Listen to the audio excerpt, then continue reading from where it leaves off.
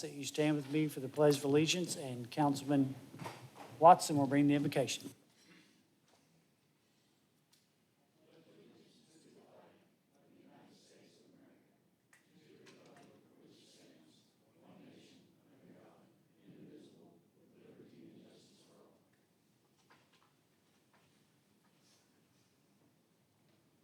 Let us pray.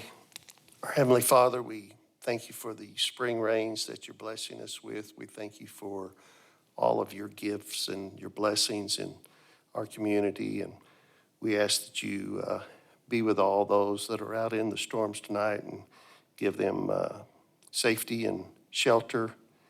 Be with all those that can't be with us tonight and watch over them, protect them during their travels. Lord, we are so thankful for the opportunity to serve you, to serve the city of Springdale, and to be here tonight for the citizens. We ask that you be with us and help us and lead us in our decisions and our actions, and continue to guide us and bless our community. In Jesus' name we pray. Amen.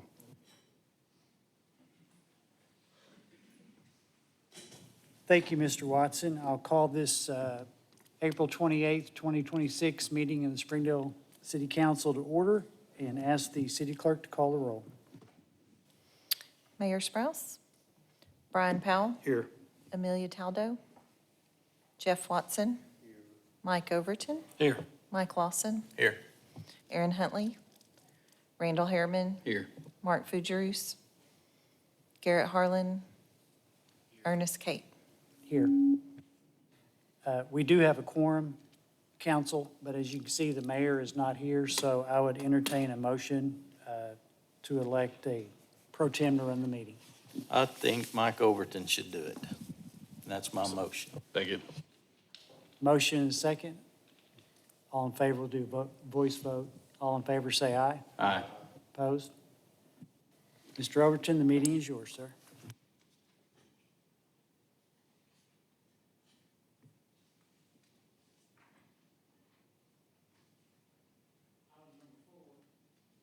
Item number 4 on our agenda is comments from citizens.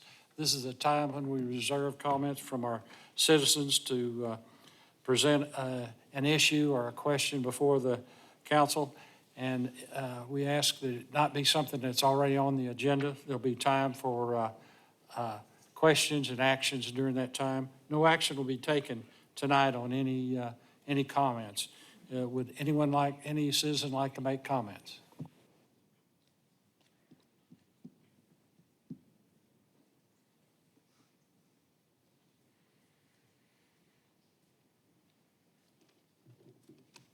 I just begin. Give us your name and address, please. Richard Koger, 4310 South Thompson. I have a bunch of these packets if you guys want them to study later. It's a lot of information, but I just have a brief speech about it. Is that Yeah, you can hand those out if that's, okay?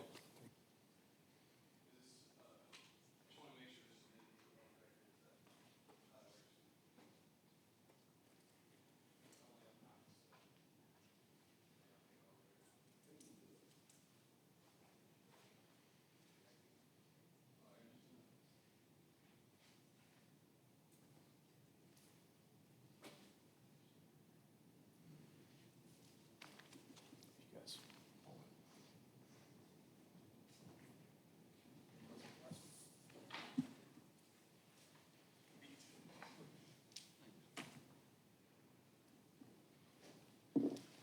Okay, so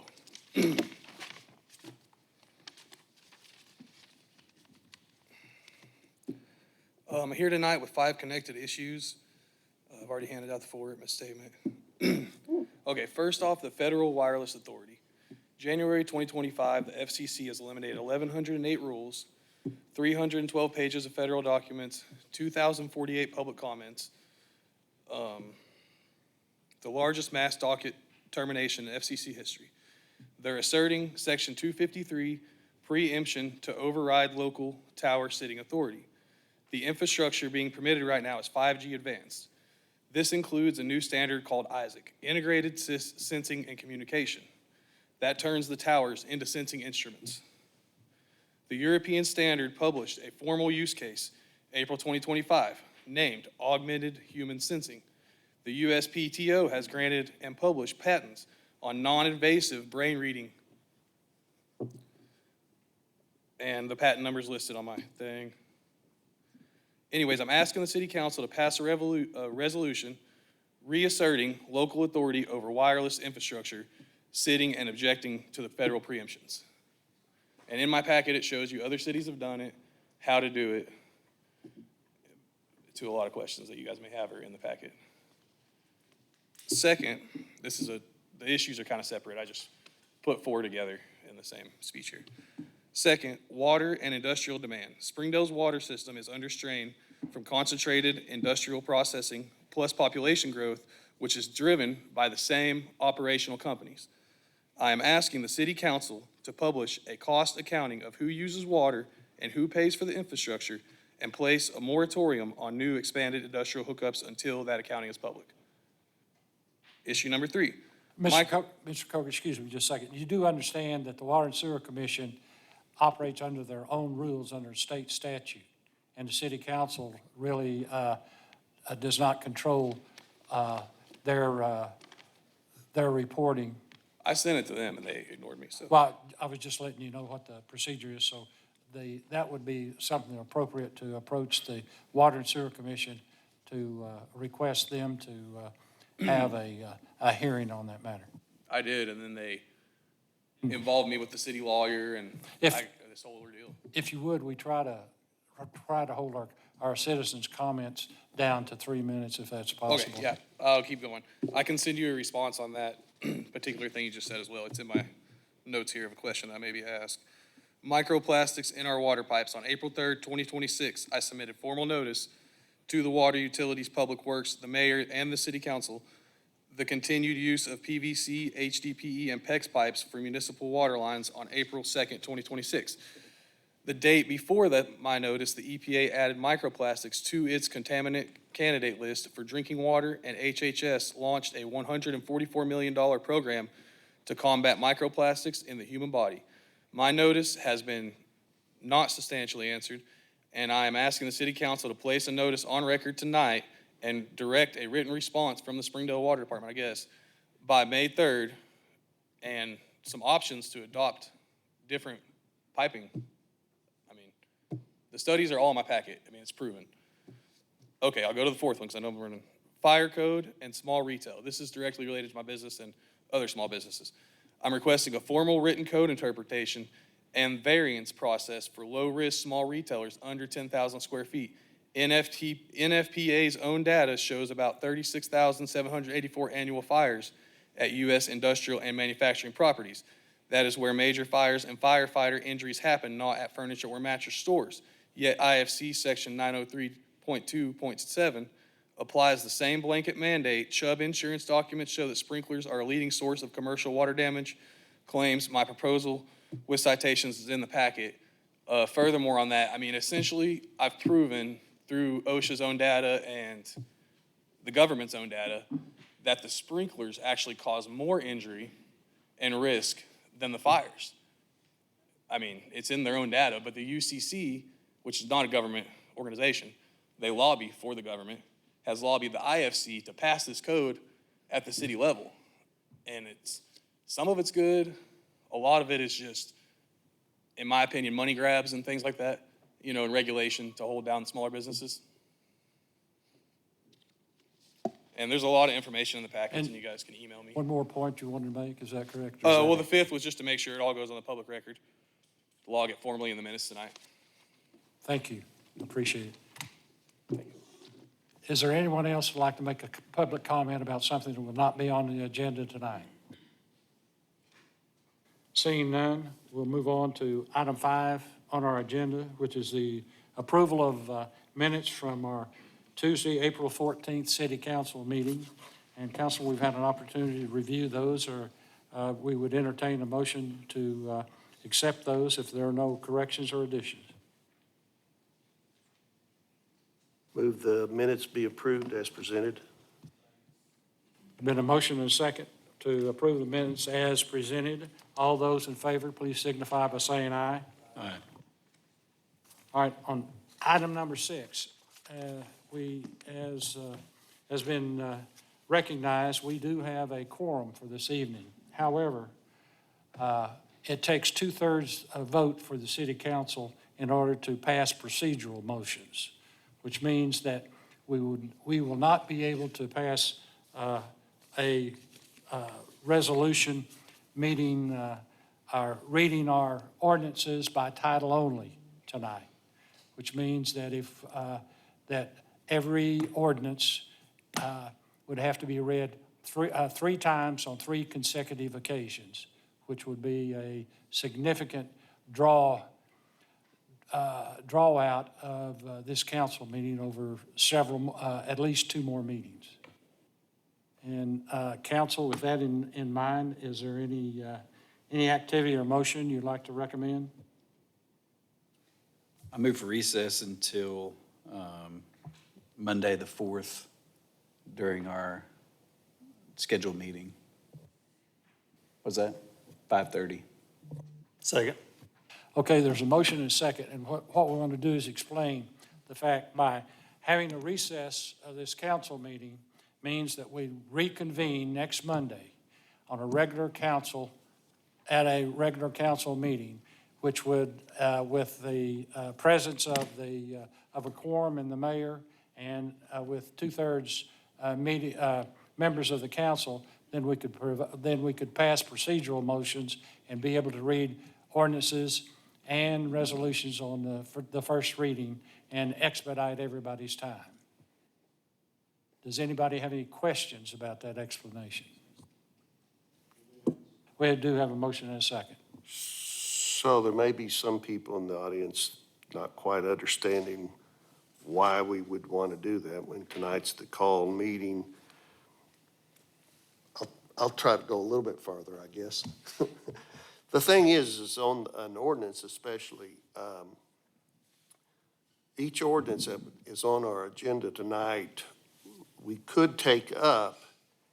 Normally, we pass a rule at the beginning of the meetings where we just read the title to the ordinances, and also we take a vote on passing ordinances with just one reading. Without the ability to vote for that rule, tonight we would have to take up an ordinance. We'd have to read the entire ordinance, not only the title, but the entire body of the ordinance. And then the only thing we could do would be to vote to forward the ordinance to the next council meeting, which would be the second Tuesday of May. So no action really would be taken on any ordinance tonight other than moving it to the second meeting in May. So in an effort to try to get some of this stuff done more expediently, the suggestion has been that we would just reschedule this meeting. I'm sorry if it's going to be an inconvenience on anyone that's here for an item, but it does allow us to, hopefully we would have a 2/3 majority on Monday, and then we would pass the rule to allow reading of resolutions and ordinances by title only, so we don't have to read the entire body, and it would allow us to take a vote on the ordinance that night and either pass or deny at the one meeting and not have to forward to more than one meeting. So the thinking is that hopefully it's not too much of an inconvenience for people to come back on Monday. But the thinking is that it would just save time and be more convenient, I guess. And it would require 2 more meetings after this meeting in order to pass any ordinance once we read it one time. So the next council meeting in May would only be the second reading, then we'd have to have the third reading at the second council meeting in May, which had been the 4th Tuesday. Well, Thank you for explaining that, Mr. Watson. That was a very good explanation. In order for this body, and we normally do this, in order for this body to read ordinances and resolutions by title only and not the complete language of each resolution and ordinance, requires a 2/3 vote of this body. In addition, state law requires that an ordinance be read on 3 separate occasions before action is taken on the ordinance. This body can waive that requirement by a 2/3 vote. Since we only have 5 council members here tonight and no mayor, the mayor could vote to make the 2/3 vote if the mayor was here. With only having 5 council members here and no mayor, that makes it statistically impossible to meet that 2/3 requirement. So I believe the motion to recess until Monday, next Monday, the 4th at 5:30, is to help expedite the process so we don't have to drag this out any longer. Hopefully I explained that correctly. Any more comments or questions, or is there any question from the audience? If not, The motion is to recess and reconvene on Monday at 6 o'clock? 5:30. Monday at 5:30? So we have a committee meeting that day as well, so would we have the council meeting first and then committee meeting to follow the council meeting? the committee meeting will follow the council meeting. So, with seeing no further comments, we're ready to have a vote.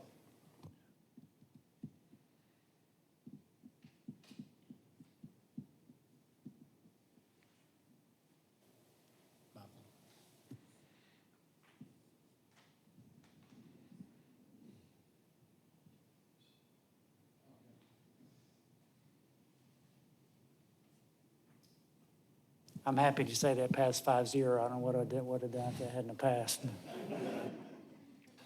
So this council meeting is recessed till next Monday at 5:30. If I can make one more note, if you'll remember, we do have a planning work session at 5 PM. Not trying to make this worse, but you will have a work session at 5 PM with planning, and then we'll have our city council meeting, then our committee meeting.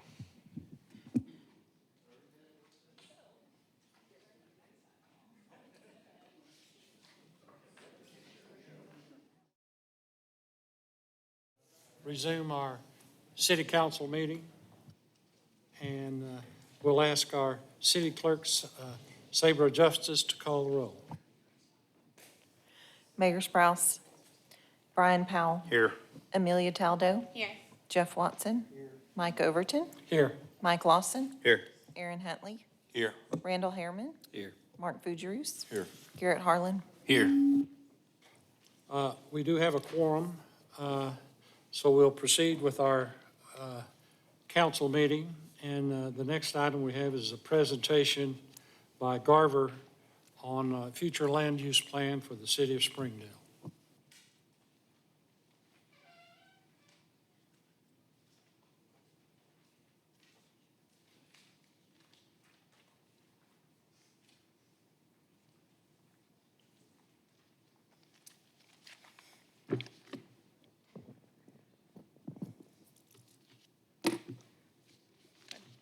Good evening, everybody. Thank you, council.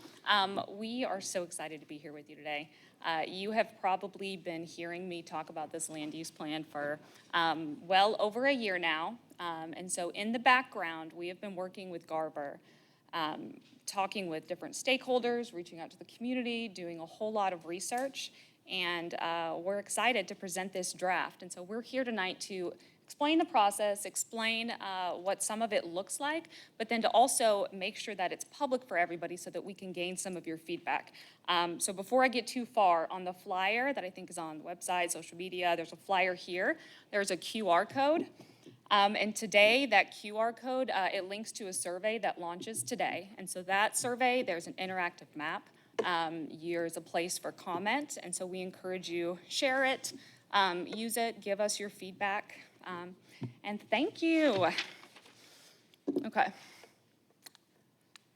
So we've been working to update this future land use plan, and I've said it before, but just to return to it, this land use plan, this is not a regulating document. I like to think of it as the vision board or the blueprint of what we hope that Springdale would look like.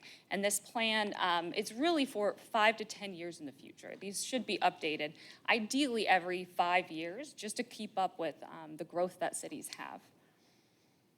So some of the materials that we have here tonight, so I got excited and told you about the survey early. I just didn't want to miss it. And we have a handout, and I think we have plenty that go over it, so if you want to take it home, if you want some copies. We also have these large format maps, so if there's time after, please browse it. There's some pens. If you want to circle some areas, ask some questions, leave feedback. And then our display boards with some of the new items that we want to show and talk about. So what is this future land use plan? Again, long-range roadmap to what we are trying to accomplish here, community roadmap. And so this is going to be a resource for many people, not just planning staff. So community members, elected officials. This land use map answers the why behind a lot of development questions that get posed to us. And why is this update needed? Well, every 5 to 10 years. The last one that we had was in 2010. And so if you think about the growth that Springdale has had since 2010, we've annexed hundreds of acres. We have had new road projects, new roads built, new road projects approved, right? In 2010, we weren't, 612 was not as much of a hot topic as it is today, right? Or 112 expansion. Some of these elements, new industries moving, right? New housing needs. As most of you know, that in the next 25 years, span of one generation, there's going to be a lot of people moving. Population the size of Tulsa is going to move to Northwest Arkansas. And Springdale is going to absorb a lot of that because we're right here in the middle. We're in the heart of all of it. So the need for housing, changing development market, state legislator eliminated ETJ. And so the last version of the land use plan had the extraterritorial jurisdiction. So we were allowed to plan slightly outside of the city limits. And Springdale had very little authority. It was mostly over subdividing, so the way that you split up property. But that's why this 2010 plan looks big, if not bigger than today's, but a lot of that is that outside the city limits. Changes in transportation patterns, growing need for quality of life amenities, new investments, and the revitalization of downtown and the impact that it's having on the city. It's drawing people. And just to reiterate why this update is needed, we have to reflect and acknowledge the current build-out development patterns that we have. So an example, Kendrick Avenue, right? In 2010, we were not talking about the potential or the businesses that are there now. It's a very exciting project that happened. We need land use coverage for recently annexed lands, including Bethel Heights. So our current land use plan that we've been making decisions from since 2020, since we annexed Bethel Heights in that summer, doesn't show that, right? So we have ways and we have some guidance about that, but we really need a clear roadmap and frame in place. And this is going to do that. Advance and support recent efforts and investments, public and private. We're going to add additional land use categories and provide greater nuance that better reflects the character and growth of the city, and make use of the future land use map clearer through more detailed descriptions and images to aid future zoning and development considerations. So you don't have to be a city planner or an elected official to log onto the website, look at our land use plan, and understand the guidance that we're trying to give development. And we want to strengthen existing resource in a way that helps the city move forward. We want to be thoughtful and proactive because growth is coming. The decision is really, does it shape us or do we shape it? And this step is one of the very first steps in us having taking control of that and making sure that we have a plan for as Springdale grows. And again, why this update is needed. So this picture, it's kind of hard to see the dates. The yellow is property that was annexed between 1990 and 1999. I'm sorry, yellow is 2000 to 2009. Orange is 2010 to 2019. And then the red is 2020 to present. If you look at all that yellow, orange, and red, all of that is new growth to Springdale since the last plan was done. So there's a lot of considerations here. And as much outside edge growth as the city has had, there's been just as much development within the city or redevelopment of places within the city. So I always think that annexation map is, it's a powerful image to kind of capture why this is needed. And I don't want to fail to mention that our team, Garver, we selected them last year, and it has been a wonderful experience. They have done a lot of neighboring cities and cities in Northwest Arkansas. They come with a lot of knowledge, and we've been very pleased to have them helping us piece by piece with this. Sharon and I are going to kind of trade back and forth on the rest of it. My name's Juliette Ritchie. I'm the urban planning leader at Garver. Been working with y'all's staff. Y'all have a great planning staff. I don't know if y'all get to talk to them a lot, but they're super great to work with, and it's been a lot of fun, honestly. So I wanted to talk to you a little bit about how we created this draft to date. We're obviously going to start kicking off tonight. We're going to start getting community input. We're going to have a larger community input meeting on the 19th at the library, and we'll be talking with specific stakeholders as well. But kind of what we've done so far, you know, we look at the existing adopted plans and policies that are in place, so all the things that y'all have worked on, you know, over the last few years, make sure that this syncs up with that. We did look a lot at existing land uses and conditions. So to me, you know, future land use planning, it's not just painting a big fancy picture out there in the sky. You do want to be aspirational, and you do want to think about how you can leverage the property within your city to where it best serves the city and the people that own property as well. But we spent a lot of time looking at existing conditions because I think those tell you a lot about what's happening and what's working and what's not. And they tells you a lot about the individual character of certain areas of the city. And we'll talk about that more as we go. We have done some community and stakeholder input so far. It's a little bit small and hard to read, but this gives you a little timeline, 2023 to 24. There was a review of the existing comprehensive plan, and then planning staff worked on a draft map. I think it went through the planning commission process and got some feedback. And then in 25, they asked us to help them finish it out, so we've been working with them as a team. And January through March of this year, we met weekly. We divided the city into kind of 8 sectors so we could carefully kind of go through each one. We would review things, send it back to staff. Staff would give us comments and keep going like that through the whole city. It was a great process, and we covered a lot of ground.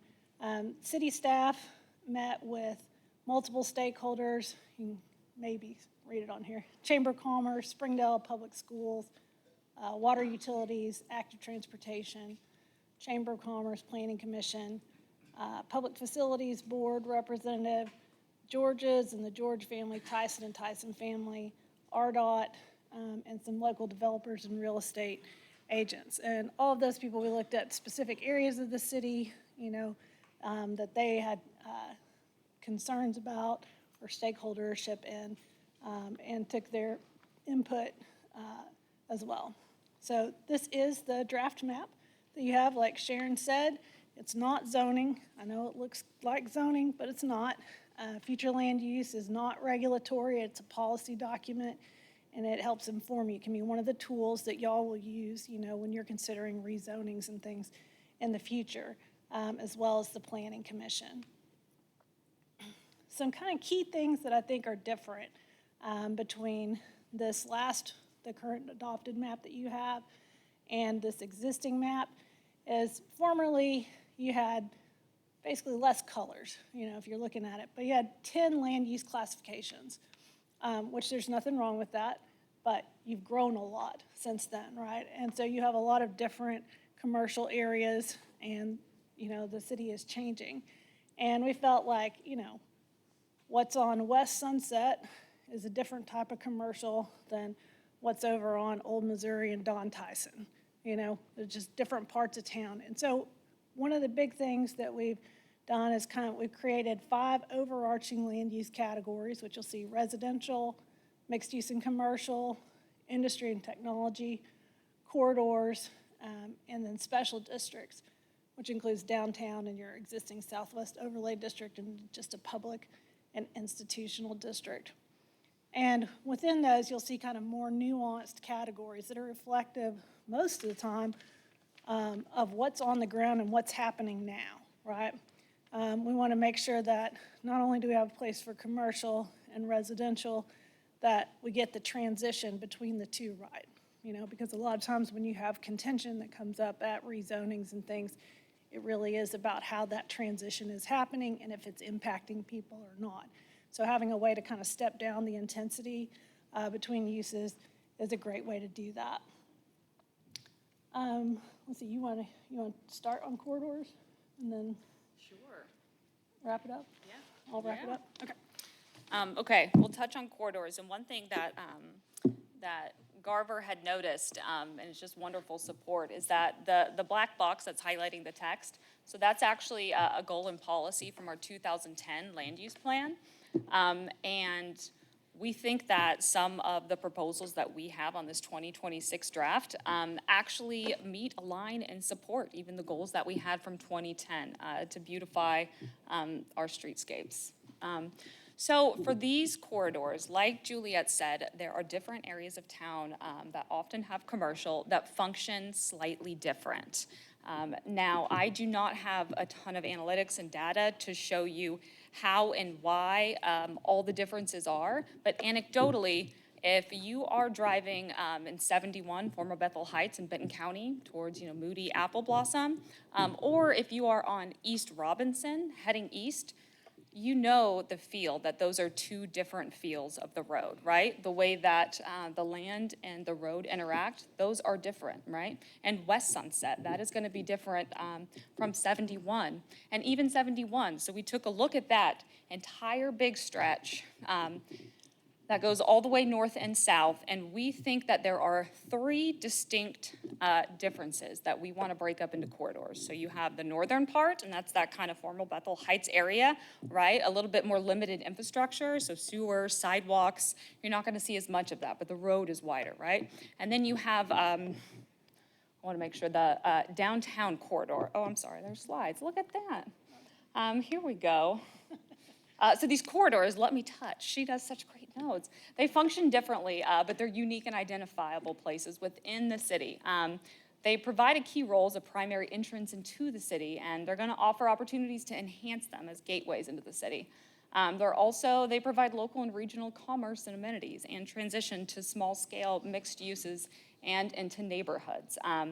So back to 71, we looked at that and we said we think there are 3 distinct areas. And then I mentioned the north one, and then there's the Thompson downtown corridor right in the middle. And this kind of aligns well with the great work that Ben and his team have been doing for the road projects, right? Working with RDOT and regional planning, multi-million-dollar projects to redo some of these intersections that are congested and that need it, as well as potentially then acquiring that section of 71, and then the city would have a little bit more control for it. Now, there is one little section on there of that middle 71, and we're here for the feedback, right? We want your input, where, does it show here? So the part that we're gonna acquire goes down to Sunset, the local road Sunset. But the corridor that we're showing goes a little bit further all the way to Robinson. And so we're still in the decision one of, does that corridor need to be just the area that we have, or can it extend a little bit? So we're kind of getting into some of those type of details. And then we have that the southern Thompson one that goes down into Johnson and Fayetteville. I was very impressed by some of the GIS and mapping that Garver did. Juliet had mentioned that we attempted to redo the land use plan in-house. starting in 2022 and 2023, and that started with colored pencils and us and Patsy taping gigantic maps to the wall and trying to look at it, and the skills and the technology that they have. They went parcel by parcel. So sometimes in city planning, we might set, a set amount, like 350 feet in, and we'll call that the corridor, where they took the time and literally parcel by parcel, because so much of it and those areas are already developed, that we need to give respect to what is there, and pay attention to all those details. And so that's why when you see the same with Sunset, and you can kind of see that, the way that the brown goes in and out, they took that level of detail for this. You want to touch on that? I was just going to say just one more thing about corridors real quick. We've worked on some different corridor projects over the years in different communities. And I know that it could seem like a little bit, you're like, okay, do we really need 3 different, designations of Thompson? And I know it's something new, but I do think it's important because the way I seen it play out is that you have different conditions and you have different challenges, honestly, in different parts of the corridor.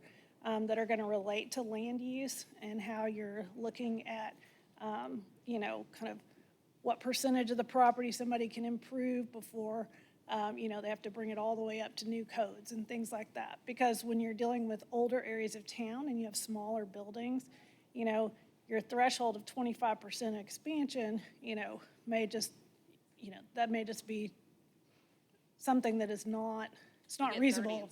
Yeah, oh, yeah, 30, right. So, that was just an example, but yeah, so it's like if you have a really small building and you can only expand it 25%, then you can't get it to the size, that you need for a modern business. And so what I've seen in other cities is that you'll end up with areas of where people are not reinvesting in those areas, and what all you really need to do is kind of look at those areas specifically, and then you can tweak regulations and things within those areas so that it responds to what you have on the ground, so that you're not, unintentionally, hampering people from investing in parts of your city where you want to invest. So I do think that there's a lot of worth in that, even though it might seem like a lot of detail to you. And there are other things about corridors, like Sharon said, they move people, right? And you have to think where the people are coming and going. It's almost like, what's your audience for this corridor and how you want it to develop and how you want it to serve your community. We also have some mixed use and commercial categories. So I want to talk a little bit about the neighborhood mixed use and community mixed use.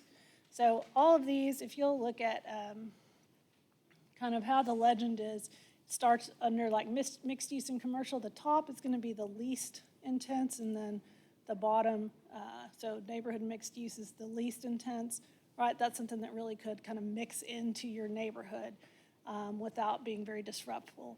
And then the regional commercial is going to be the most intense, and that's what you're going to see along I-49. Everything's kind of stepped in between. Before, on your previous map, you had just commercial and the regional commercial. And while it covers a lot, again, we're missing a little bit of that nuance and I think ways to transition things. So just an example of one of these areas. So this is the neighborhood mixed use. So I picked over here off of Pleasant by the Aquatic Center, and then the library is just off the picture there on the right. And so you can see we labeled this area kind of around that intersection of Pleasant and Watson, is a mixed-use neighborhood. And I think it's because it is already mixed use. You have a commercial right there on the corner, right? It's low-intensity commercial. There's a beauty shop and kind of after-school kids program offices there. And there's a couple of other homes that still look like residential homes, but are in fact, housing businesses, several different places of worship. So you really already have a mixed-use condition there. It's just not reflected on the map. Or there will be little pieces that are shown as commercial, but again, it's not the intensity of commercial that you would want out on Sunset proper. So it's just an example of kind of what we're trying to do when we look at kind of the nuance of these areas. And then so we have multiple other categories as you grow in intensity as well. And then I'll let you talk about residential. So not much change with residential, at least in the categories, low density, medium density, and high density. And that's because those categories and classifications were working, right? That seems to work. That helped with our decision-making. So if it's not broken, we're not going to attempt to fix it. And so we may have added, I think, a little bit more detail, looked at and modified some of the definitions and the concepts, but the categories, low, medium, high, remain there. The next, industry and technology. This is exciting because to me, this feels like the backbone of Springdale, right? When I think of Springdale, think of, hardworking. The mayor, I've heard him say a few times that Springdale, we do more with less. Hardworking families. I think of, our poultry processing industry, our trades and services, all the entrepreneurs that we have that have small businesses. So this hopefully is going to help us address it all. And then as well as warehouses, right? We're having a lot, if you see the I-49 complex over on Graham Road, we have a lot more big warehouses coming.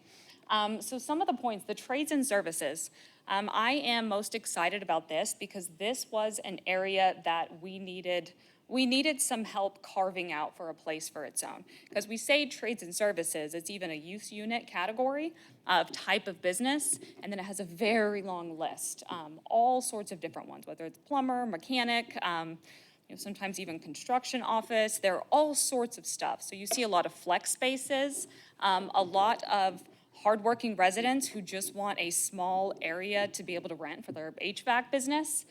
So trades and services is a category that we thought was really important too. Yes, we have some of these areas. So we pulled out Worth Lane. So this is an area where commercially zoned, had to follow commercial design standards, but was very hard and variances happened because the nature of it was for trades and services, right? Overhead doors rather than big awnings inviting pedestrians in. So we needed something. And some of the other areas, right? If you look at FedEx Drive, some of the things around 412 East, you see some of those areas for trades and services. And as well on Sunset, right? I call the neighborhood over by the skating rink. But Kelly, Shaver, all those areas, that is a great example of trades and services. Where if a new business or if they want to redevelop and they have to adhere to all commercial design standards and I almost always consistently they need variances because just the nature is slightly different. And then the heavy industrial, right? We know that Tyson is doing some modifications, improvements to the old Cargill plant. That's very exciting. And we want to make sure that we have an area that supports some of those more heavy uses. And then we better defined some of our special districts. And so right now we even have a special districts category. So public and institutional. So on our 2010 land use plan, whenever we said public, we were primarily referring to city-owned land. So city park, city hall, and in this edition, you're gonna see a lot more green on the map because we're including institutional in that as well, right? So it's a public realm. So places where we want the public to be able to gather. So whether that's a park, city hall, or a place of worship. And then our downtown. We have our fabulous form-based code. So hold on tight, don't get sleepy because you're gonna hear about that in just a little bit. Then I'll let Garver talk about some of the next steps that we're gonna take. So next steps, like I said, we're going to have a community workshop at the library on the 19th, and we'd love it if you can come by. It'll be a kind of a drop-in in the evening. And then there is the map and the survey online. I know the city's going to be pushing that out more and more in coming days.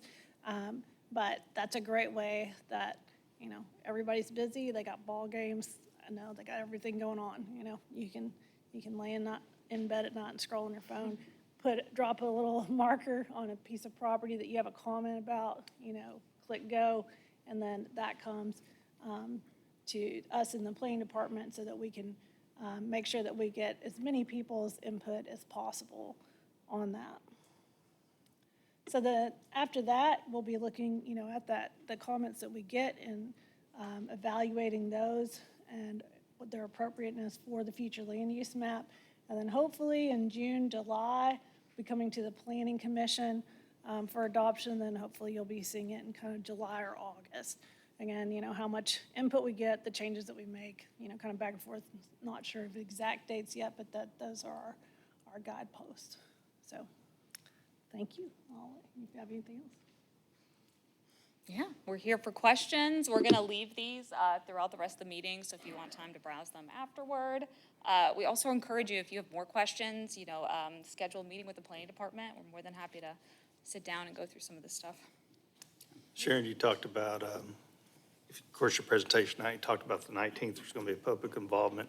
How else can the public who's listening and watching, how can they get a hold of this information? Absolutely. So like Juliet said, it is critical that we have as much public feedback as we can. And so on social media, on Facebook and Instagram, the city's Facebook, planning's Instagram, there's a QR code that leads to the survey and the website with more information. If you go to the City of Springdale website under the Planning Department page, you will also find that. And right here, tune into your public meetings. And spread the word. That's another reason we're here. Tell people, pass that QR code on. I was going to say to you, don't be shy. We would love it if you have comments. I know we got a couple comments. We got Sharpies out here. We want you to draw on the map, circle something if you don't like it, or if you think it should be a different category, or even if you just have questions about it. We do want all your input. And I forgot to say, I'm also a Springdale resident, and it's been great working on this. Again, fantastic staff. Juliet Ritchie. Hey, Sharon, can you get me, I'd like to do comparisons. So can you get me a copy of the 2010? I'm sure it's probably online, but Absolutely. man, it'd be great to have a page like this. Of course, the colors are going to be all different, so it's going to be hard to compare. But I'll just off the top of my head, one thought that I have, and of course, when you're asking for public comment, everyone's going to come to those sessions and they're going to look for their parcel, because you went parcel by parcel, which is a whole lot different than the way we've done it throughout the years. Throughout the years, like Sharon said, we went a distance off of Highway 71, so many feet or yards or whatever it was, and just kind of had zones. But from what I just heard from you, is you went parcel from parcel. So I'm sure what you're going to get in public comments is people looking for their parcels, not so much looking for their area. And the only concern I have off the top of my head, and maybe we can talk about this sometime, Sharon or Juliet, but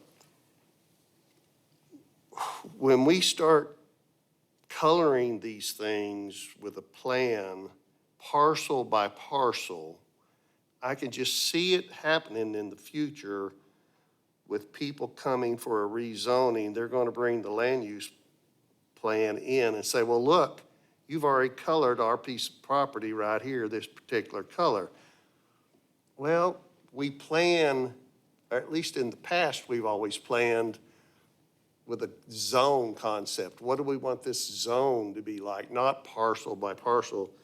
And so I guess my initial concern is this parcel by parcel concept and the way you did it. Is it going to make it harder on the city council to look at an overall future plan? Or are we going to is it going to be harder to deny a rezoning change if it's that color on this plan? So, I mean, that's just something that came to me during your presentation. So I think sometime we're going to have to address that, at least in my mind. Can I address a little bit? So I understand what you're saying, and I will say, we do look at it parcel by parcel. It's still a policy document. We don't have a magic ball. You don't either.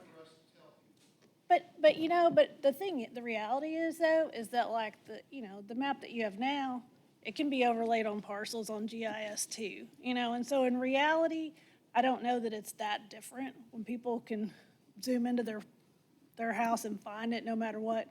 And honestly, what I've seen is that, if you have a line that's going through your parcel, right, that's half something and half something else, and that can be even more confusing or disconcerting to people. But you're right, it's not a perfect solution.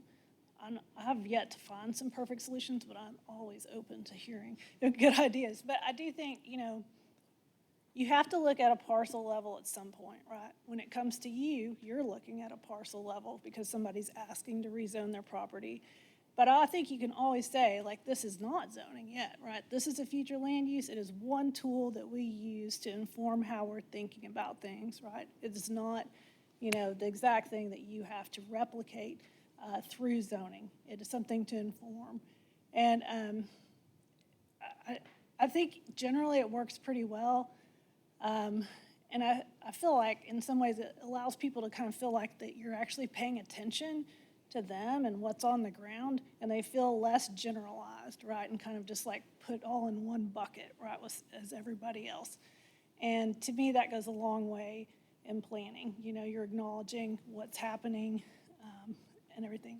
And I will also say the parcel by parcel thing, like, if it's a residential neighborhood that was platted in the last 50 years, like, we didn't go through and look at it parcel by parcel. It's not changing. Those people have mortgages, they're 30-year mortgages. Like, things are not going to change. Maybe around the perimeter, right, or along a corridor, things that intersect it, that's where you see a lot of things. And so the parcel by parcel kind of scrutiny that we look at really looks at areas that have already transitioned and like the future land use map hasn't caught up, or we feel like could transition potentially within the next 10 years. Because we're trying to look ahead and, think about what kind of market flexibility you might want to have so that people can do different things with their property, but again, at an intensity that's not going to be disruptive to your neighbor and those existing uses.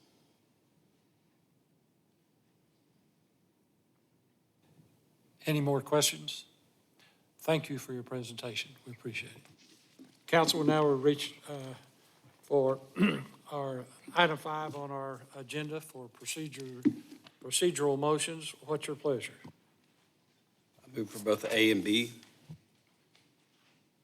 Second. Okay, we have a motion and a second for A and B. We'll call for the vote.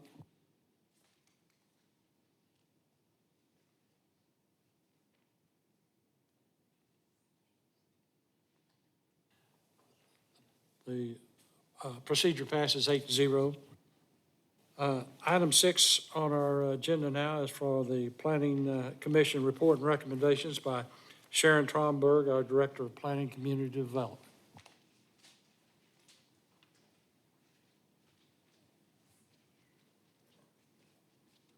Excuse me, I'm going to bring my water up.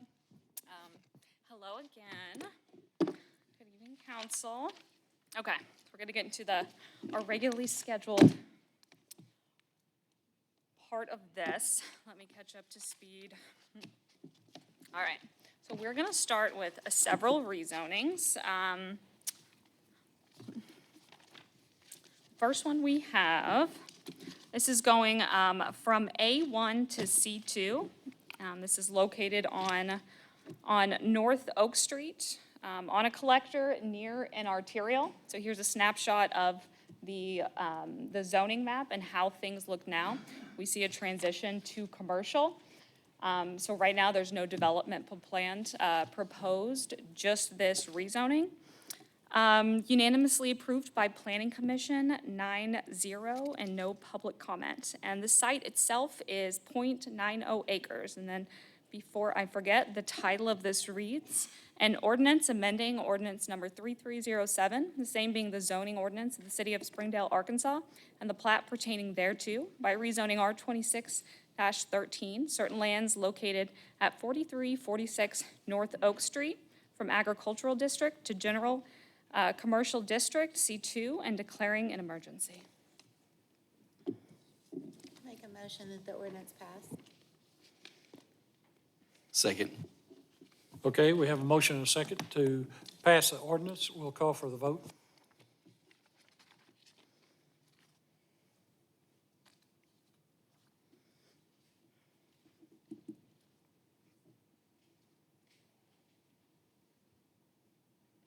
Ordinance passed 8-0. Move the emergency clause be adopted.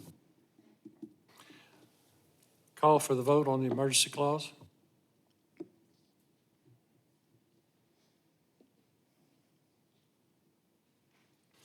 The emergency clause passes 8-0. Thank you. On to our next one. This is a commercial rezone along South 48th Street. Here's a good picture of it. The title of this reads, "An ordinance amending ordinance number 3307, the same being the zoning ordinance of the city of Springdale, Arkansas, and the plat pertaining thereto by rezoning R26-15, certain lands located on the northwest side of 4300 South 48th Street from an agricultural district to a general commercial district and declaring an emergency." Here's a survey that they had provided. So this request is for 2.34 acres. It's on a collector. Some of the nearby uses that we saw in this colorful picture of the zoning map. You have Williams Tractor to the north, Mill Creek Health and Rehab to the south. Both of those are fairly new developments that have come in, and a mix of residential and undeveloped. I will say that there were public comments that were centered around traffic safety, pedestrian activity, and preserving the corridor's existing residential character, with some preference expressed for directing commercial growth to other areas. Planning Commission, we heard all of the public comments, and they voted unanimously to approve the rezoning 9-0. I'll make a motion that the ordinance pass. We have a motion and a second to pass the ordinance. Is there any further discussion? Call for the vote. Yeah, I'm sorry. Yes, anybody in the audience care to comment? We'll call for the vote.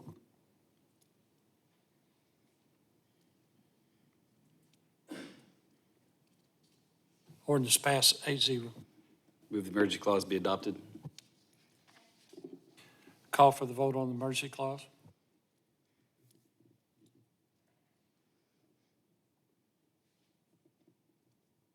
Emergency clause passed 8-0. Thank you. On to our third item. This is a commercial rezone along North Thompson. The title of this reads, "An ordinance amending ordinance number 3307, the same being the zoning ordinance of the city of Springdale, Arkansas, and the plat pertaining thereto by rezoning R26-16, certain lands located at 3112 and 3130 North Thompson Street from large product retail sales district, a C6, to a thoroughfare commercial district, a C5, and declaring an emergency." So this area is about 1.6 acres, and this is really a downgrade in commercial zoning on 71. It will, going from C6 to C5, will allow a broader category of uses. Large product sales, so usually car sales is what it's associated with, vehicles and boats. As a C5, though, it can have a drive-through? Correct. Mm-hmm. A drive-through?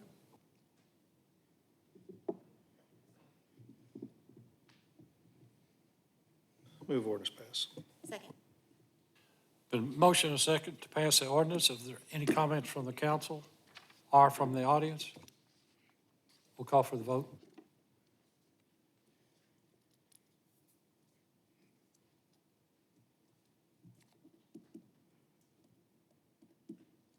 Ordinance passed 8-0. Move emergency clause be adopted. Second. Call for the vote on the emergency clause.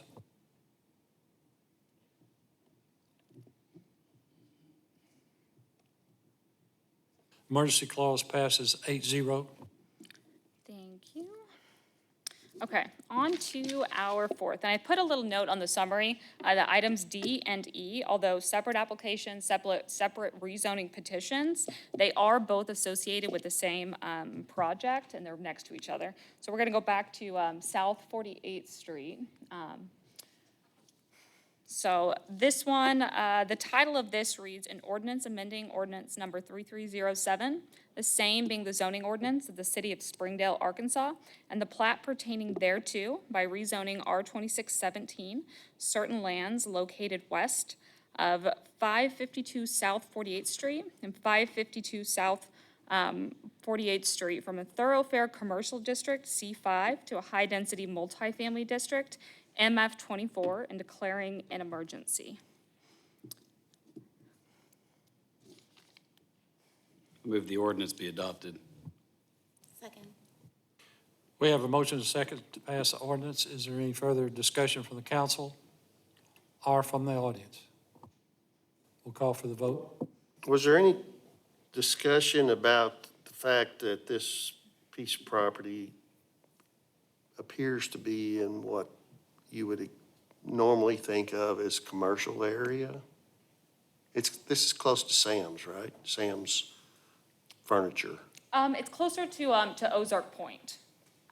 It's closer to Hobby Lobby than Sam's. Yeah, just down from, it's just down from the breakfast place, Cracker Barrel. And I don't think I have a good picture of it here, but just a few tracks north of it had an MF24 zoning for several years, and either at the beginning of this year, maybe the end of last, it was rezoned to institutional for a potential church. So we have had some, precedents for high-density residential. And another consideration for the high-density residential, sorry, I'm at the wrong location, hold on, guys, I'm traveling, is really, a lot of it aligns with commercial. So we are looking for sufficient roads to handle a lot of traffic, increased utility capacity, because whenever you have high-density residential, it's going to be more cars, more traffic, more noise. So sometimes the sites are compatible near or around commercial.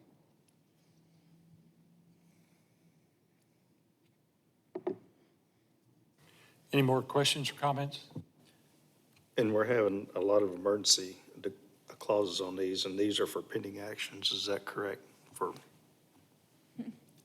It is correct, but I don't have confirmation that this project has a pending action. Nothing has been submitted. There's been conceptual meetings, but no official submission. So is it warranted for stuff like this? Yes, it was requested. I think it's also for a property line adjustment that we have where the zoning compliance is a part of it.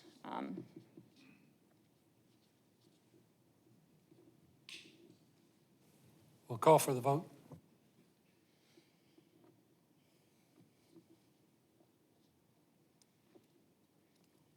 Ordinance passed 8-0. Move the emergency clause be adopted. Any comments or questions about the emergency clause from council or the audience? We'll call for the vote.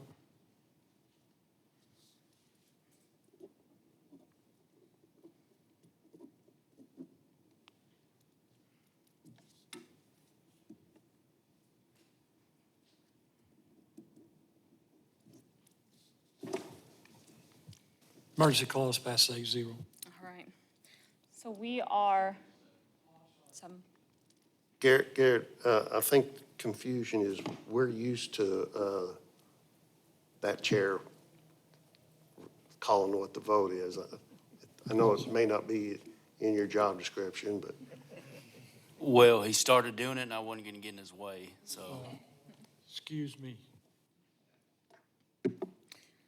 so the next one that we have is just the tract north of it. R2618. So the title of this reads, an ordinance amending ordinance number 3307, the same being the zoning ordinance of the city of Springdale, Arkansas, and the plat pertaining thereto by rezoning R2618, certain lands located at 556B and C, South 48th Street, from an agricultural district, A1, to a high-density multifamily residential district, and declaring an emergency. And very similar to the one above, it's around 6 acres. It was unanimously approved by Planning Commission, 9-0, and part of the same potential property line adjustment since they are together. Move ordinance pass. We have a motion and a second to pass the ordinance. Any comments or questions from the council? From the audience? We'll call for the vote.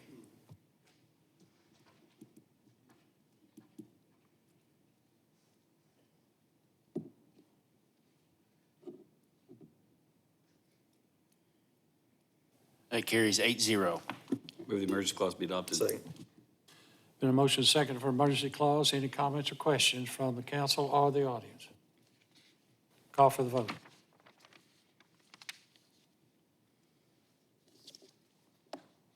Carries 8-0. Right,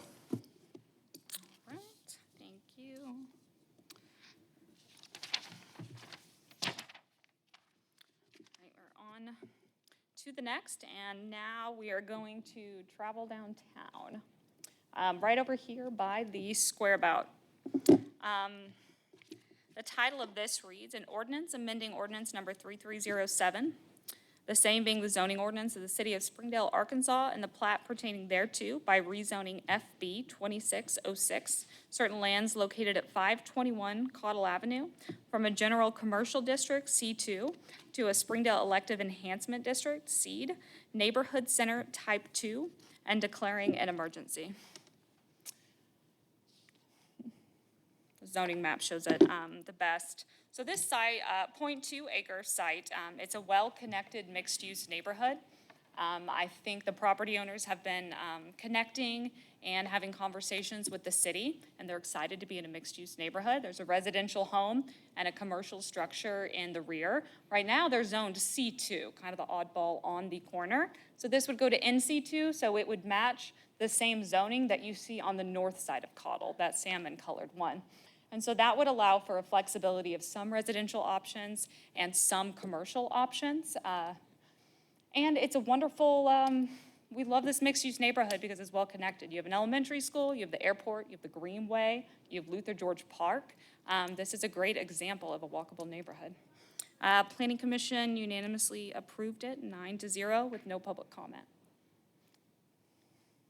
I'll make a motion that the ordinance pass. Second. We have a motion and a second to pass the ordinance. Any comments from the council?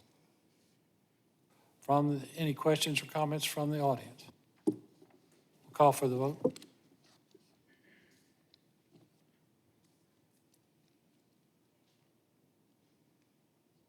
Carries 8-0. Move the emergency clause be adopted. Any comments or questions about the emergency clause?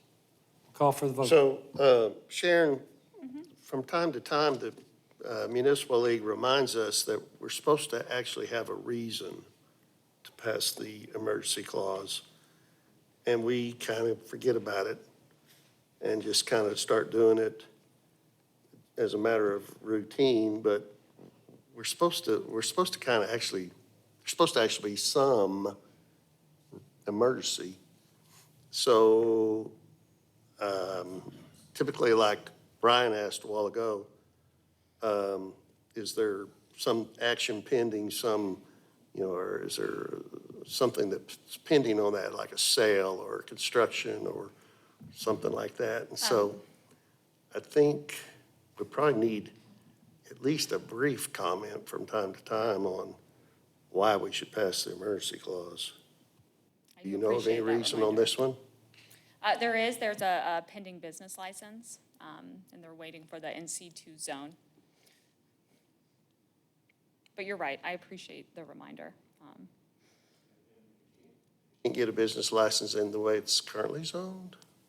Well, we had the application pending, and it went alongside with some permits, so it was part of it. We didn't want to issue a business license that went along with some of the permitting that needs to be done in the NC2. Any further comments or questions? Call for the vote on emergency clause.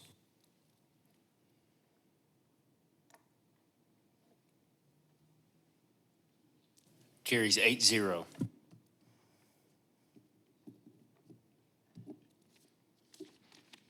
right. And the next one, we are just going to travel like a block or two west, just farther down Caudle. So this is a very similar situation where they are seeking an NC2, which is consistent with what you see on that north side of Caudle.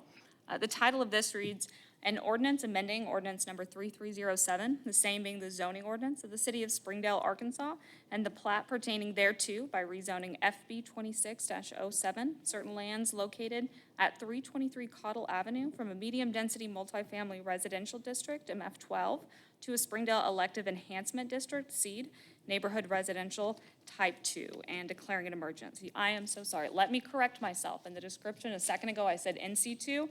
They did ask for an NR2, which is a Neighborhood Residential Type 2. So the ordinance is correct, the summary is correct. What I just said a second ago was incorrect.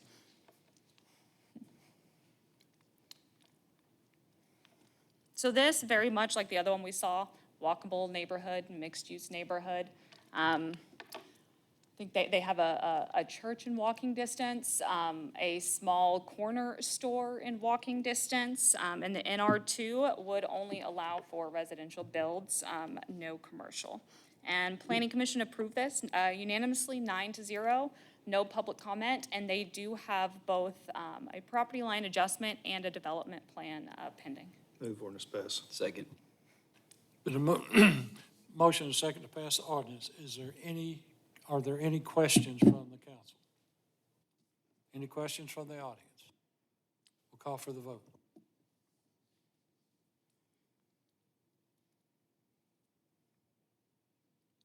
Carries 8-0. Move the emergency clause be adopted. Second. We have a motion and a second to pass the emergency clause. Any questions from the council? Any questions from the audience? Call for the vote.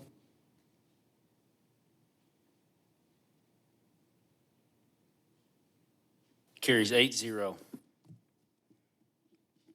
Thank you. All right, time to switch gears to conditional uses. There's a good picture of the zoning map. So the title of this reads, "A resolution approving a conditional use for Colby Dean Drake at 8788 West Gibbs Road as set forth in ordinance number 4030.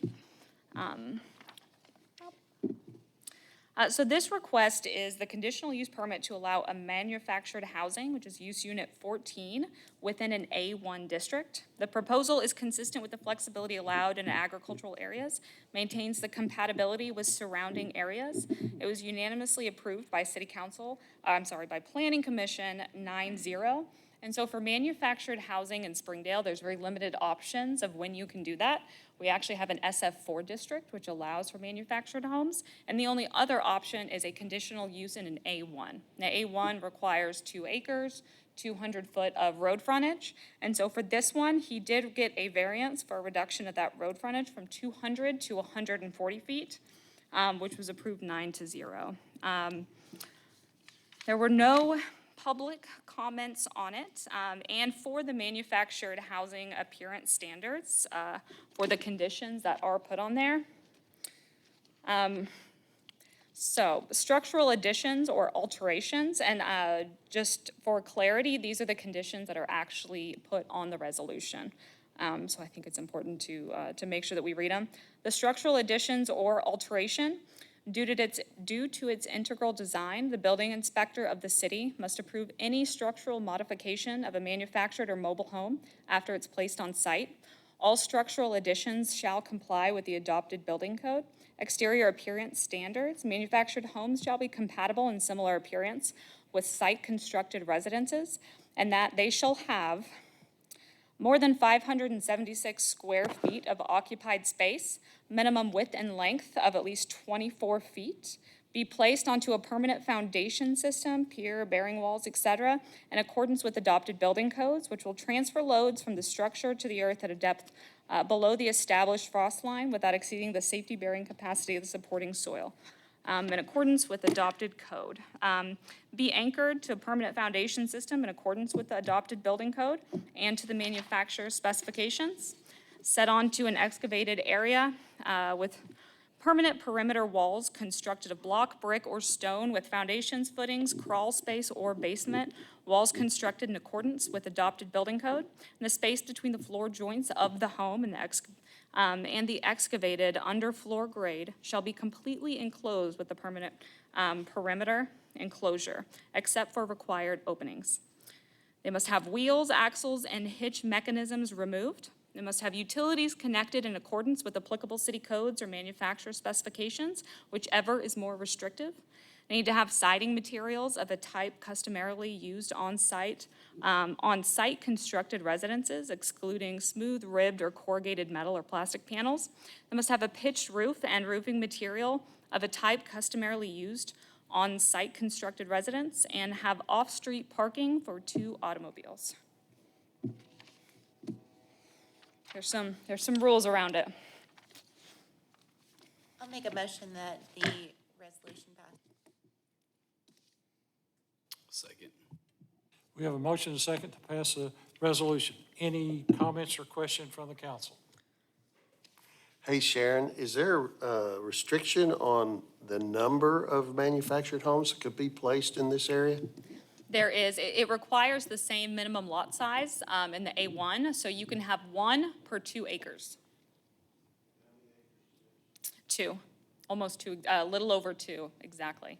The last time we had one of these conditional use requests, I just love mentioning this, was actually Mr. Drake's twin brother at the neighboring 2 acres. Any more questions? Any questions or comments from the audience? Call for the vote.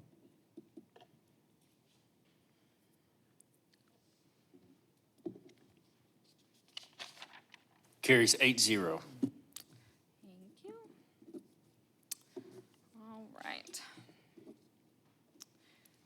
Now we are going to move on to a mobile vending request. This is for a food truck for Gringo's Burritos. There we go. This is a good.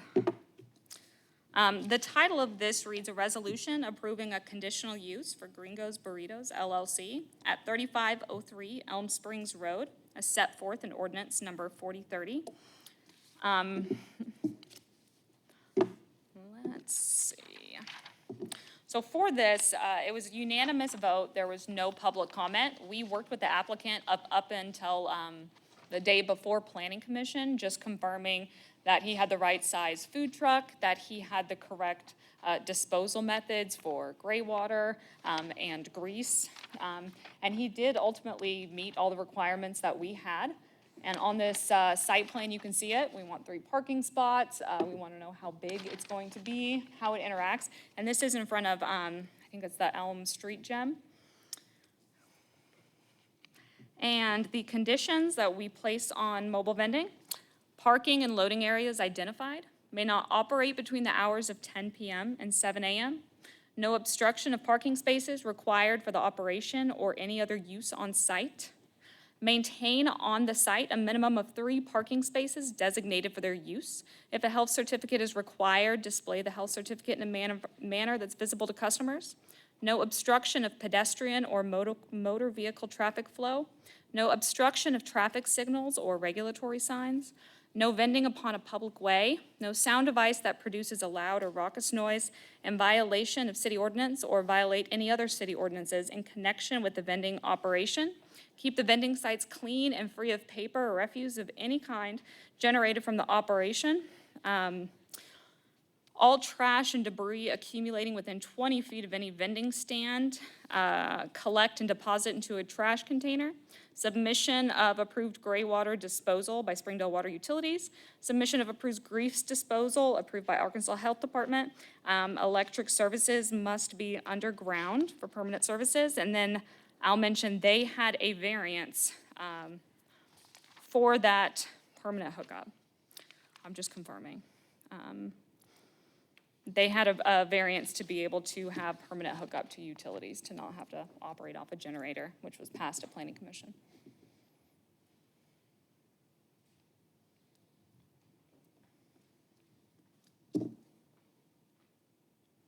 Move the resolution be adopted. Second. We have a motion and a second to pass the resolution. Any comments or questions from the council? Any comments or questions from the audience? Call for the vote.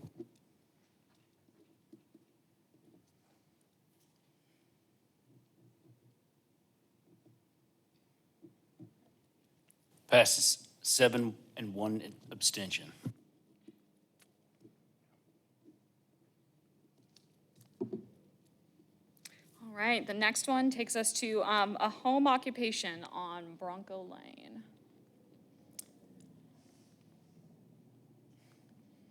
Might be a good picture. The title of this reads, "A Resolution Approving a Conditional Use for Mile 59 Coffee at 1102 Bronco Lane," as set forth in ordinance number 4030. This request for a home occupation permit within a single-family residential district, SF2. So they've proposed a coffee-related business that'll operate as a residential scale and is expected to have minimal impact on the surrounding properties. Planning Commission unanimously voted 9-0 to approve it with no public comment. See the site plan. So that it's hard to see from over here, but that kind of tan area they've highlighted is the area that they think the coffee bean roasting will occur. And so they do have to let us know how much area that they're actually going to use for this business. So for example, they're using 13% of the 30% maximum of the heated living space to operate. So it's pretty small. And who doesn't love the smell of roasted coffee? The conditions that Planning Commission put on home occupation. Home occupation shall be permitted only if it complies with all of the following: no alteration of the outside appearance of the residential structure or provision of a separate outside entrance for the business areas of the residential structure. No outside storage of materials required for the operation of the business. Operated only by resident members of the household and shall not have any employees, concessionaries, or other form of operator or helper, whether such business is conducted on the premises or off the premises. Requires the use of an area no greater than 30% of the total heated living space of the residential structure. Generates no traffic, parking, and sewage or water use in excess of what is normal in the residential neighborhood. Will not produce any fumes, odors, noise, or any other offensive effects that are not normal to residential activity. Will not involve accessory buildings. Stock in trade shall not exceed 10% of the floor area of the accessory use. Will not require the construction of a duplicate kitchen or the addition to an existing kitchen. Will not require or cause the consumption on the premises of any food product produced thereon, and will not provide medical treatment, therapeutic massages, or similar activities. So they're roasting coffee to sell it, I'm assuming. Correct. And so it's just normal delivery, FedEx, UPS, whatever they're going to deliver to whomever. Is that what we're looking at? That's my understanding of what they explained to us. And since technically they'll be doing it on site in a residential neighborhood, that's why it requires this extra step for a business license.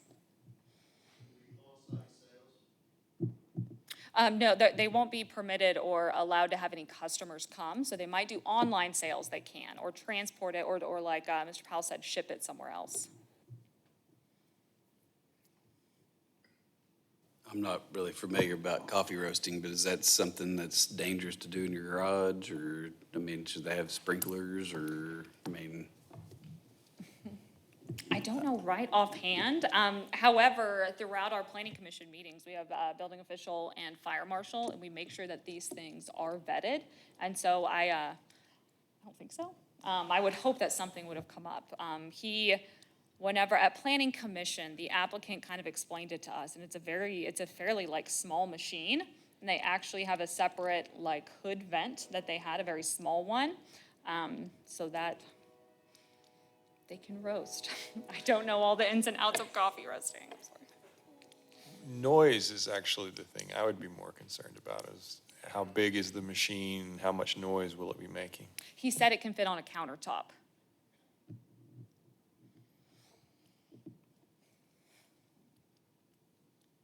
I guess since it's a conditional use, we can revoke that if something ends Yes, up sir. coming up. I move the resolution be adopted. Second. We have a motion and a second to pass the resolution. Any comments or questions from the council? Any comments or questions from the audience? Call for the vote.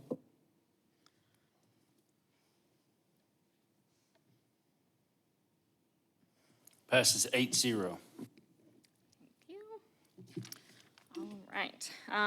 Next, we are going to hear a conditional use for a church off of Powell Street. Spirit of Truth Church. And the title of this reads, "A Resolution Approving a Conditional Use for Spirit of Truth Church at 1853 FedEx Drive, as set forth in ordinance number 4030. And this request for this conditional use, so this site has actually operated as a church for over a decade. So this request, it really just brings it into full zoning compliance. It was noticed somewhere along the way during a business license inspection or some routine inspection that a church was not allowed in a C2, and we confirmed that they had not gotten a conditional use. But we know that they've been operating for over a decade, and no traffic complaints or other complaints have surfaced that we know of.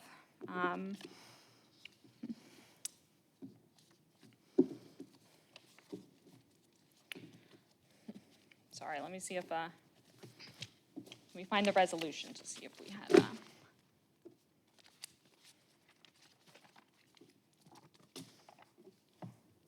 They provided a site plan as well, still operating, and the same owner owns multiple developments within that same site. So he was able to provide a shared parking agreement just in case there was overflow for that. Hold on. Okay. And the conditions for a church in a C2, occupancy load is determined by the assistant fire marshal to be 92 persons for the entire suite.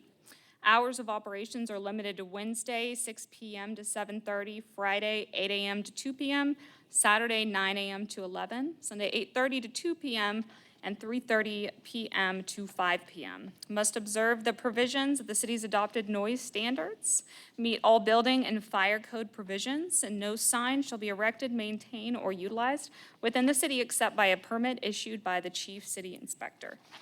And this was voted unanimously by Planning Commission, 9-0 with no public comment.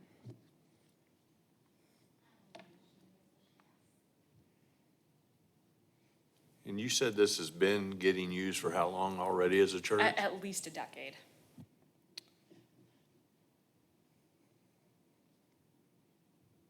Second. There's a motion and a second to pass the resolution. Any comments or questions from the council? Any comments or questions from the audience? Call for the vote.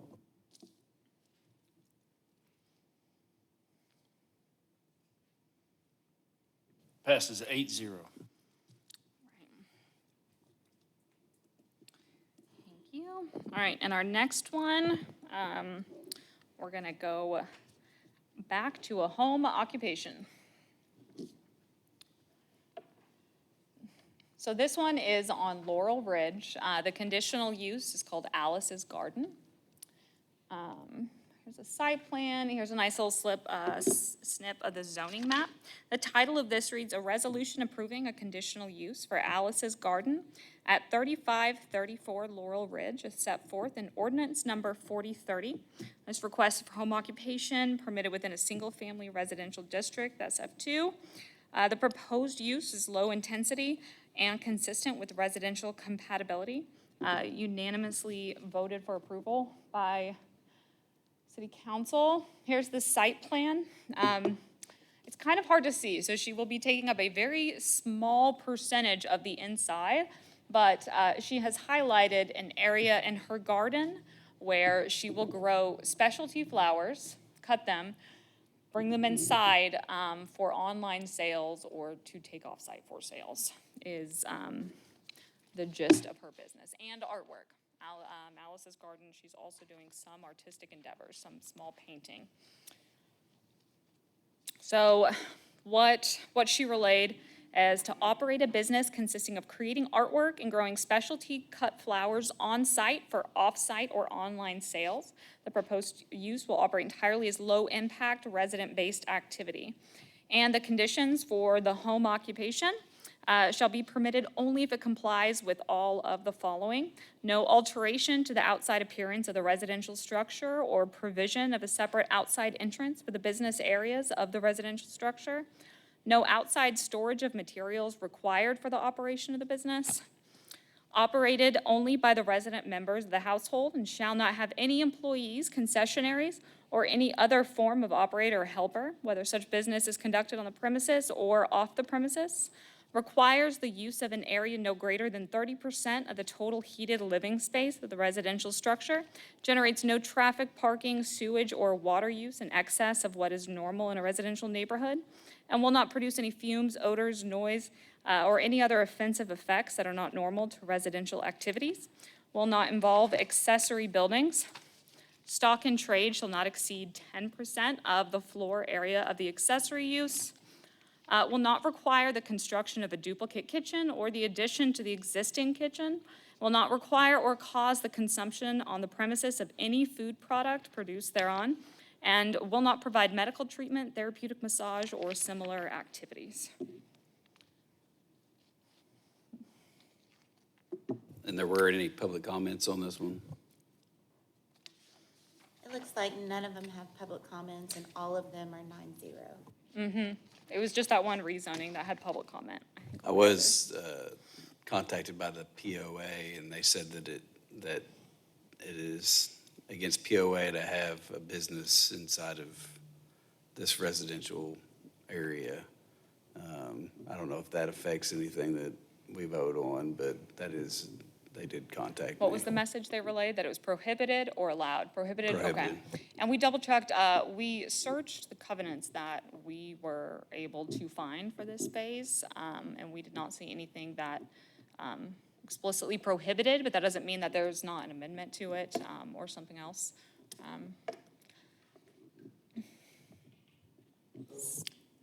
If you had found a covenant that prohibited, is that something that you would have considered? Yes. If it's against POA rules, then you would have probably recommended against it, or what? Yes. Because we don't enforce the covenants, but we still help acknowledge them in any way. So we probably would have tried to chat with them beforehand and just let them know that the chances of it were limited and that we wouldn't recommend it, but they would still have the right to apply. What happens if it passes one way or the other, but it conflicts with the HOA covenants? Who's right, who's wrong? Sounds like I'll defer to our city attorney on that. I don't know. Me either. I can don't look into think, that. I don't think we're limited by, this is a totally separate issue. That's why I was asking her what they would have recommended had they found it.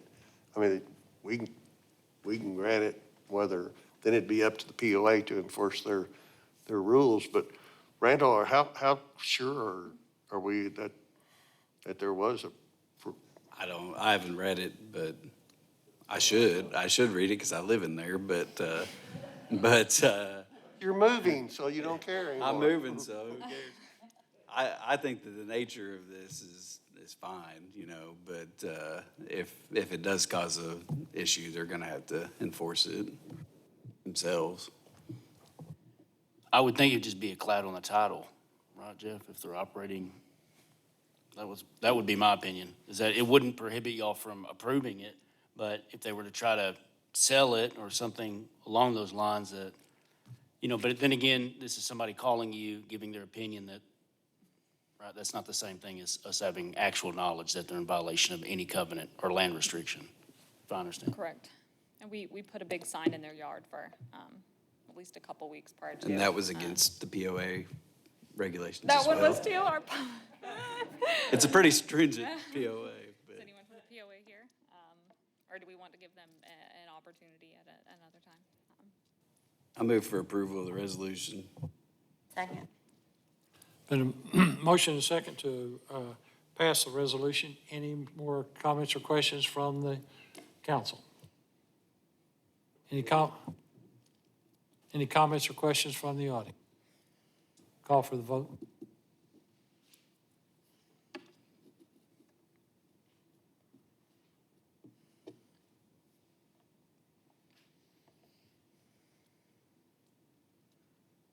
Passes 7 in favor with 1 abstention.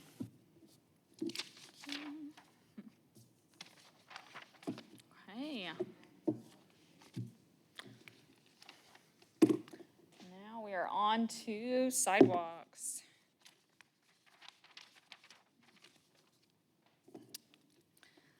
All right.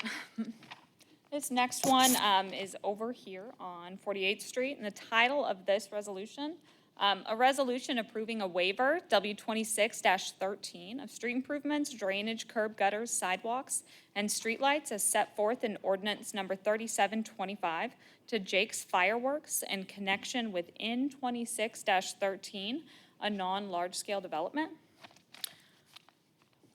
And this development plan, the waiver comes from a development plan, and it's fairly unique.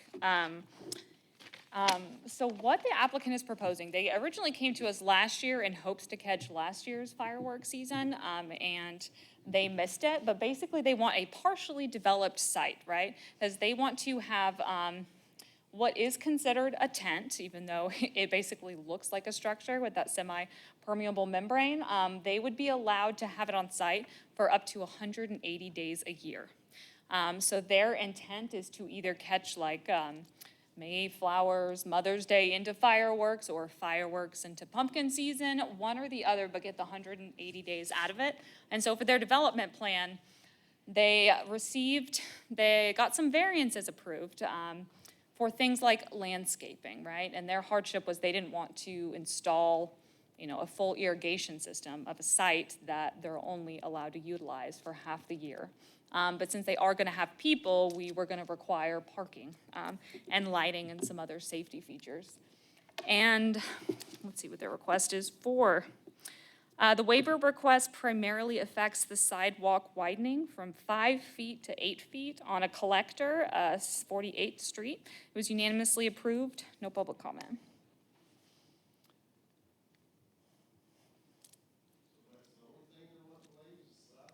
Yeah, from 5.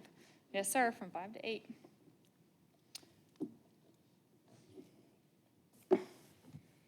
So if I can get an understanding, they're going to be able to do business for 180 days a year to sell fireworks? Well, fireworks are restricted to the limit that the city ordinance has on it, but they can leave the structure longer to potentially sell another seasonal. Or a jumpy house or anything else they want to put in there, but only for 180 days a year? Correct, but it wouldn't be allowed to be a permanent business. Are we setting any kind of precedence if anybody else wants to do this? Because to me, 180 days is a lot of days to do, it is a business. It is. This particular one has definitely started some conversation, mainly just in the way that we define tents, because when you need bolts and contractors and, the amount that it does in a building permit, it kind of feels like a permanent structure, but technically it's a tent. So it got conversation going.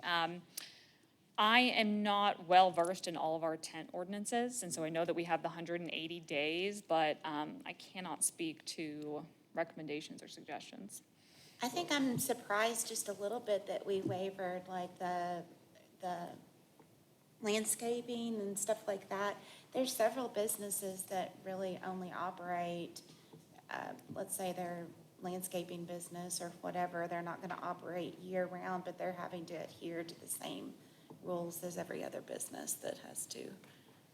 I don't know, I'm just a little uncomfortable with it. But I'm confused. We're talking about, Amelia's talking about the landscaping, and Mike was asking about the 180 days. But is that the issue that's in front of us? No, I just wanted to provide some context. The issue in front of you is a sidewalk going from 5 feet to 8 feet, and that the applicant does Well, not want to. everything else, those other issues, like she said, the landscaping and the 180 days for a tent, those are already within our ordinance, that this meets all those things? Yes, sir. So we're not even looking at that. And the structure is what was shown is what they're, It's similar. It's very similar. This was the inspiration. and that is a tent? Yeah, that's what started that conversation, technically. Can you the define applicant is technically on here. He that? might be able to shed some more light on tent info. Good. Hi, I'm Ryan Gill with Martin & Martin. I'm the civil engineer on the project. We did not design that. However, that structure is essentially, if you look at the metal that's holding the glass in, something like that, built out of mullions, and then it is a plastic vinyl cover. So it is a tent. They have done one, this specific one is not by Jake's, but they have done those in 2 other locations in other states. The structure goes up in 3 days and comes down in 1. So it is truly a temporary structure. And from all the conversations that I've had with the client, their intent is to do, as Sharon said, Mayflowers type thing, roll into 4th of July. 4th of July is a week, and then it cuts off, they'll disassemble, and then come back the next year. That's what the story I know. Other than that, the sidewalk, to speak to what's directly in front of you, the sidewalk to the south with the car wash to the north has already been constructed. It's already 5 feet, and that's why we were asking for the waiver. So, any other questions while I'm here?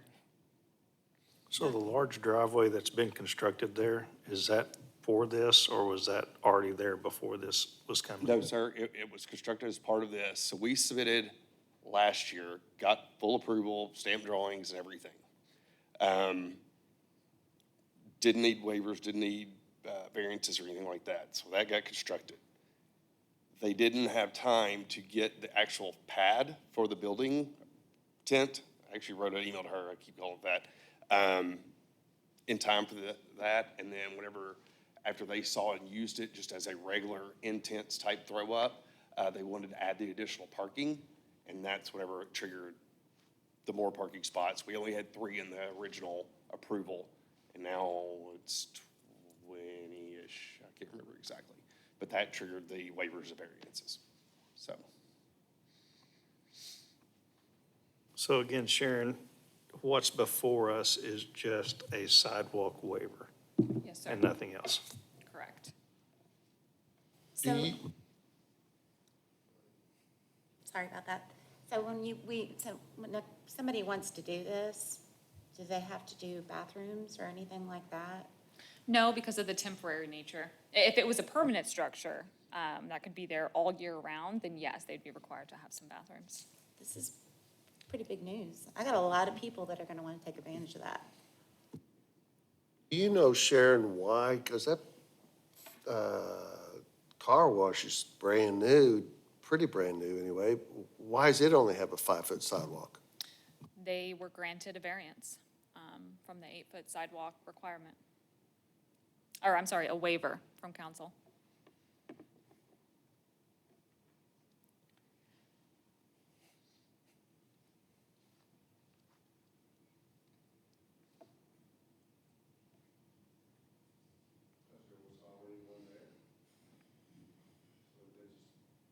Just didn't want to change what was already there. Correct, because sometimes it's not typically as easy as just adding 3 feet because of that joint. So often, we want the entirety taken out and new. And there's no sidewalk currently from the car wash north here at all. I think there's a 5-foot one all the way down 48th. Correct. There's a 5-foot sidewalk for the full length, as I recall, but definitely on the property currently. You're asking for the same thing the car wash asked for, just leave the sidewalk as it is. That's correct, sir. Who are you again? I'm sorry. I'm Ryan Gill with Martin & Martin. I'm the civil engineer.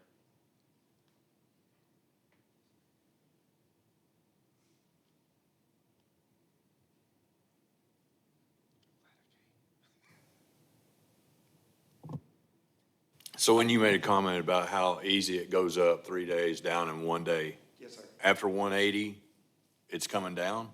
Yes, sir. and it's just gonna be a slab sitting there with a parking lot.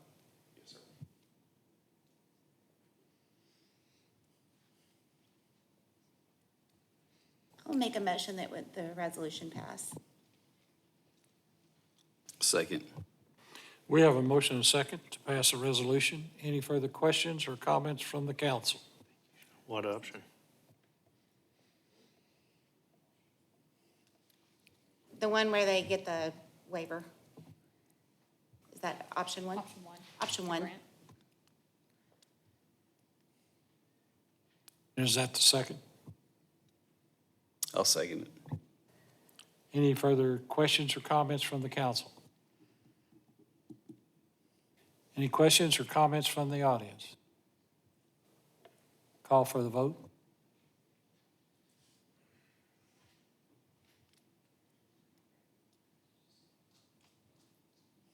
Carries 8-0. Thank you. Okay, all right, we're gonna move over here to West End. This was a property that you all saw get rezoned last year. You can it's kind of hard to see that little black outline. It's across from that Shiloh Health and Rehab. The title of this reads, "A Resolution Approving a Waiver, W26-16, of street improvements, drainage, curbs, gutters, sidewalks, and streetlights as set forth in ordinance number 3725 to Martin Flores Rodriguez and David Flores Gonzalez in connection with N2607, a large-scale development, a non-large-scale development." So the applicant wants to request relief from a sidewalk from 5 to 8 feet on a collector along their frontage at 805 West End. It was rezoned to C1 last year to allow for a small hair salon. Planning Commission unanimously approved 9-0 with no public comment. Their small development plan really just consists of adding enough parking spots that meets the minimum requirement for this hair salon. And they're doing a lot of the renovations themselves. I'll make a motion that the resolution pass.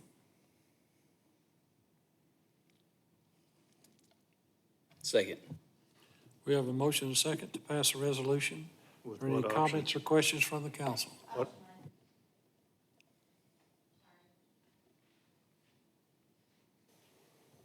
Any further comments or questions from the council? I hate to keep being the one to ask all the questions, Sharon, but, so is there, I'm confused. Is there sidewalk there that they, kind of like the last one, that they don't want to widen? Just like the last one. There's a 5-foot existing. We're requiring them to come to 8, and so they're asking for a waiver from that 3 feet. What's the rest of the street like, do you know? It's right across the street from, you remember the health and rehab there on West End? It is directly across the street. There's 2 small houses there. I live right there. There's that church next door to the house. There's sidewalk down the street now? There is. There's a sidewalk All the way down the street? Well, no, not all the way down West End, not behind my neighborhood. Yes. Yes, on both sides. There is a bus stop there that is a huge bus stop, and there's lots and lots of kids there. So yeah, there's lots of sidewalks.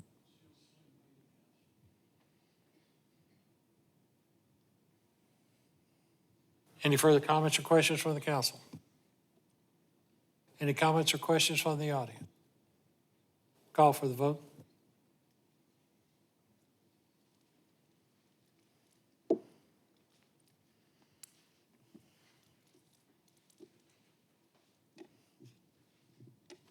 Carries 8-0. Thank you.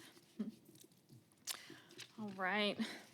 Okay, so the next waiver request that we have is on Graham Road for Our Lady of Sorrow. And they want to relay, I have some printed out emails. Let me pass out. Perfect, thank you.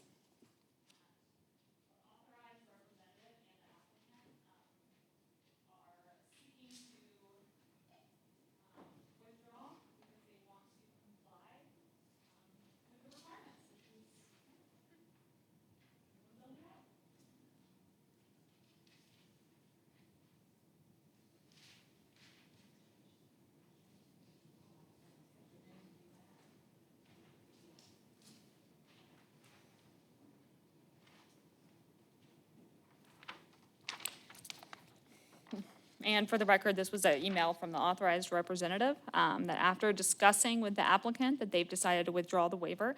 Street improvements on Graham Road, W2617.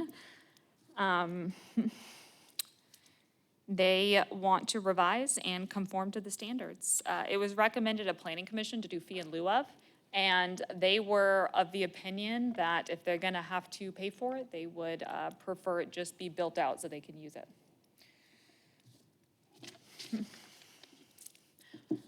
So I'm, procedurally, if council still needs to take action on this item, the title of this reads, "A resolution approving a waiver, W2617, of street improvements, drainage, curb, gutter, sidewalks, and a streetlight is set forth in ordinance number 3725 to Our Lady of Sorrows in connection with L2607, a large-scale development." And even though they withdrew or requested that they don't need it, I still wanted to include, this is the last revision they gave us, so it's looking nice.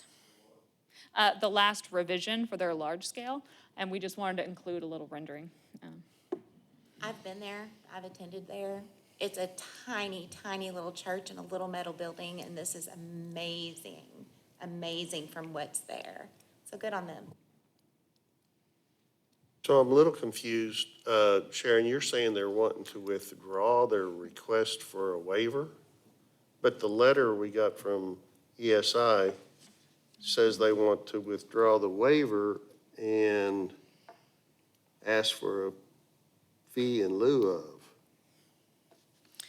of. It is kind of worded in a way that's hard to understand, but at city council, the recommendation that we had from planning commission was the fee in lieu of. So the recommendation that we were going to present tonight from planning was going to be the fee in lieu of. And so there, to withdraw the waiver of street improvements on Graham Road and the recommended fee in lieu of, that will be presented at city council tonight, which was the recommendation from planning commission. So they will revise to conform to the standards. Well, then why do we need to take any action at all? It was an agenda item, and so procedurally, I'd rather be cautious and sensitive than. Not me. I'd rather be, As I don't understand, have to take any action. I don't know. as I understand it, with the withdrawal, there's no action required. Well then, check. All right. So we'll just show that on the record as withdrawn by the applicant. Correct. All right, and the last waiver that we have, this is over on Christian Avenue and Northwest End, oh, my glasses, and Northwest End. Go back to that. The title of this reads, "A resolution approving a waiver, W2618, of street improvements, drainage, curb, gutter, sidewalk, and streetlights as set forth in ordinance number 3725 to Justina Meha in connection with 1414 Christian Avenue, a multifamily dwelling." Let me see if we have a picture of, well, they are working, I'm actually can't confirm if they've submitted the development plan or not. I think they have, which is why we're requesting for the waiver. Excuse me, they're building a multifamily dwelling, which it's on the corner of these two. Sorry, it's been a minute since planning commission. I'm remembering. So Northwest End is a collector, so we want that sidewalk to be 8. And Christian is a local street, so we want that to be 5. West End currently has a 5-foot sidewalk. So the west end, the yellow north and south, is similar to the other requests that we've had tonight, where it's currently 5, the city wants 8. They're asking for a waiver of 3 feet on the north-south side on Northwest End. And now Christian does not have any street improvements whatsoever. No sidewalk, curb, gutter, and it is in a neighborhood that is well connected to the community. I mean, there's a school, residential neighborhoods. There was public comment in support of street improvements on Christian and West End. And Planning Commission voted 9-0 to deny the request following the public comment.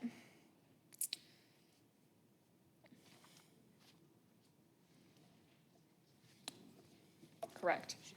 Unanimous denial. 2.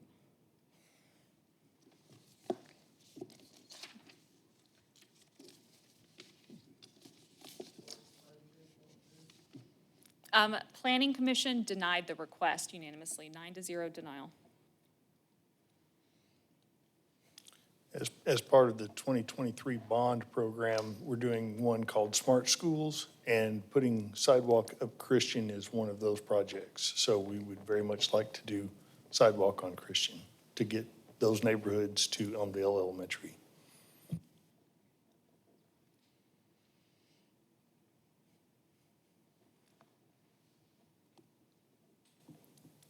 So are you saying that would include this property, or you're just talking the rest of Christian? This property is included in the part of that project. So whether, if they didn't want to do it, but wanted to do payment in lieu of, we would add that to our bond funds and put that in. Or at the very least, dedicate the right-of-way so we could put the sidewalk in. They're asking for that piece on West End, not Christian, right? Both, actually, because they're on that corner, so they actually have to address both of them. So it's kind of a two-part. Correct.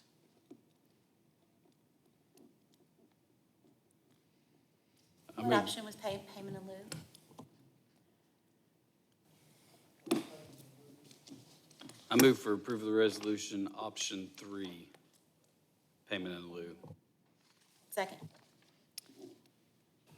Have a motion and a second to pass the resolution with option number 3. Any questions or comments from the? So Ben, are we improving Christian Street? Is that what you're saying, or what's going on Christian Street? When would we expect to, if we do a payment in lieu of, when would we expect to do it? I think the plan is to probably do it this fall, and it's not an improvement to Christian as far as curb and gutter or asphalt. It's strictly to get a sidewalk so we can get the kids a place to be able to walk to school. So the plan that you mentioned is for a 8-foot sidewalk to be built along Christian. A 5-foot sidewalk on Christian. We're not doing any improvements to West End. The plan is to build a 5-foot sidewalk along Christian? Correct. It's a project to just fill in gaps where there's existing sidewalk in pieces, and then we have a gap. So you, as a kid, you can walk down Christian, then you suddenly can't. So, Sharon, this payment in lieu of, would it be payment in lieu of for an 8-foot or a 5-foot sidewalk? Well, it depends what council wants to do, but it would be a two-part, right? So if you want to do payment in lieu of for both, it would be, are you asking about West End from 5 to 8? If that payment in lieu of would be the total 8? I'm Or the not sure 3? what number do we use for payment in lieu of? How do we determine what payment of what? We usually, we request estimates from a contractor, verified with estimates of what it would cost for the length, the distance. The engineering department usually vets it, reviews it. Well, it seems to me that it would only make sense to require them to improve Christian Street, not West End, because it's already got a sidewalk, right? And we would only want an estimate of a 5-foot sidewalk, because that's what we will be building. So that needs, I guess, is that what we're talking about, Amelia? Is that kind of what you were Yeah, thinking? that's kind of what I was thinking, because right now, we only have that 5-foot sidewalk there on West End, but if we're wanting to make it an 8-foot sidewalk, so you might have to add 3 feet of a sidewalk there. And then there's no sidewalk on Christian, so you're gonna want the total of the 5-foot sidewalk on Christian. We passed the resolution like she's moved for payment in lieu of.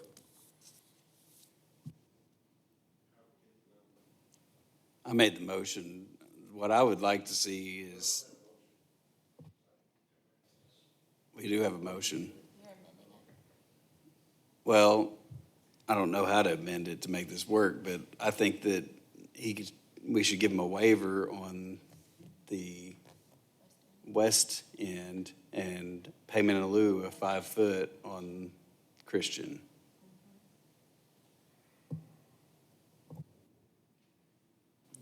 That's my motion, if we can. That's your make that amended out. motion. Is there a second to that? Okay, we have a motion, and a second, to provide a waiver for West End and payment in lieu of, for a 5-foot sidewalk on Christian. Is that correct? Any further comments or questions from the council? Sure. Public comment? My name's Olivia King. I live at 508 Northwest End Street, so I am just across the street from this property. They do have a duplex up that looks really nice. I'm excited that they were able to do that. They are catty corner from Elmdale Elementary School. They are just right there. As far as sidewalk improvements on West End, the 5-foot sidewalk is not sufficient. There's a reason why the master street plan that the engineering team came up with says that it needs to be an 8-foot sidewalk. It's a very busy street with pedestrians. I ride my bike very often up that street. We're a mile away from J.B. Hunt Park, a mile away from Murphy Park. There's that elementary school right there. We're really close to Springdale High School. I could go on and on about how connected this road is, all up and down it.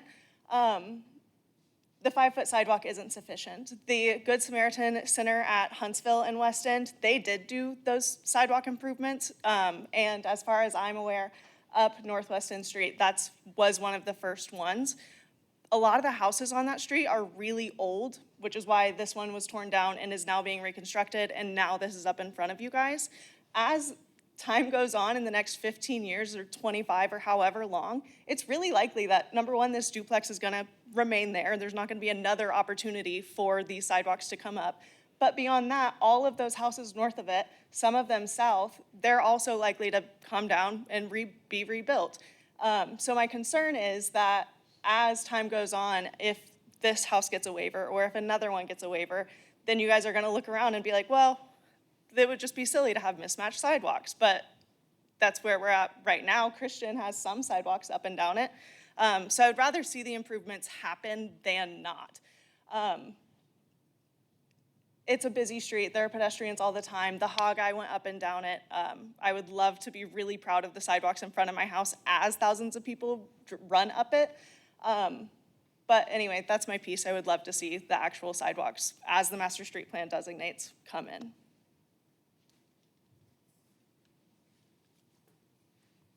And I do believe there's bike lanes, but there's not up and down West End. But in that area, connecting a lot of the things that Ms. Olivia had mentioned, in that area, we do have those bike paths connecting. But yes, on the sidewalks, that's a problem that we keep bringing up over and over and over and over and over again. And I think it's sometimes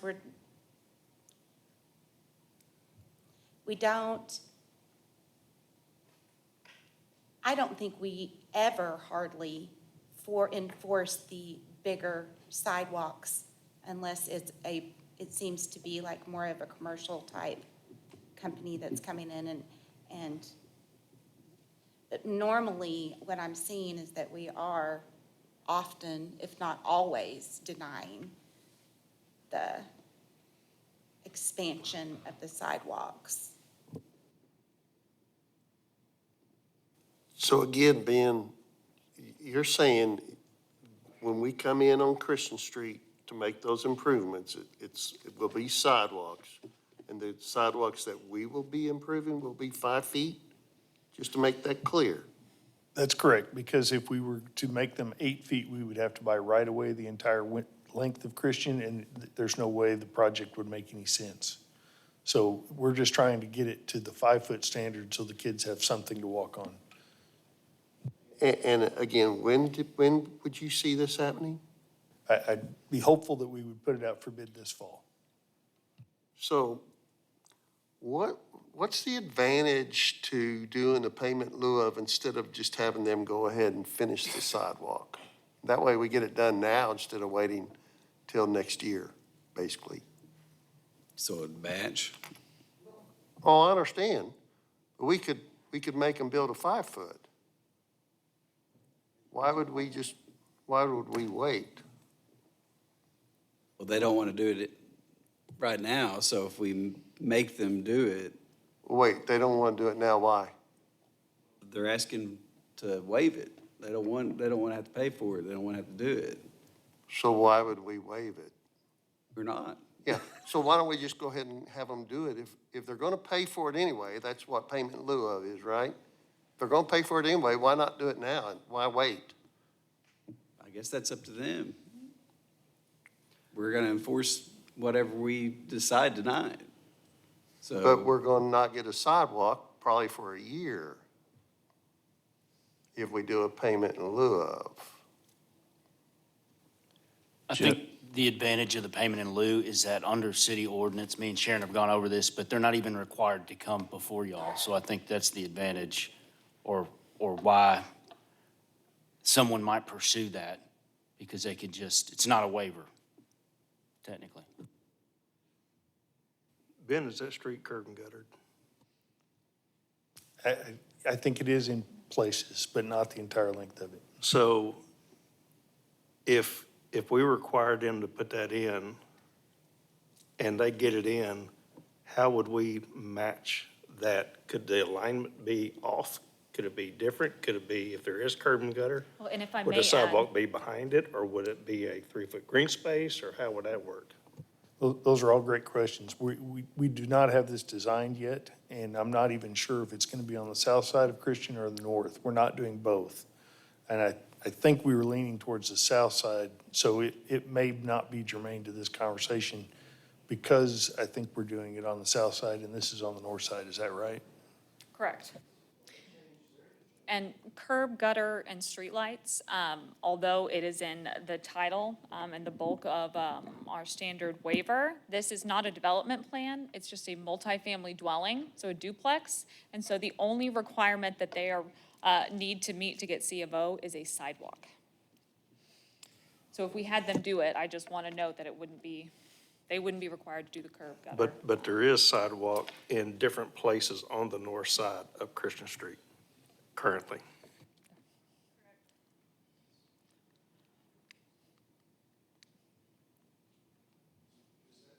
Your thinking for your motion to, from what Ben just told us, is that he thinks what the city's involvement's gonna be is on the south side, not the north side?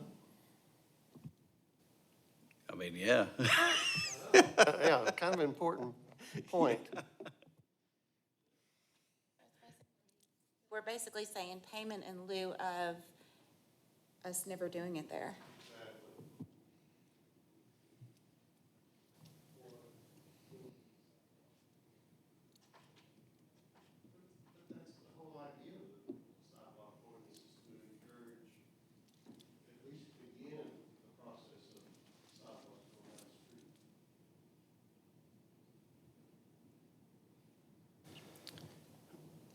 I want to repeal my motion and move for,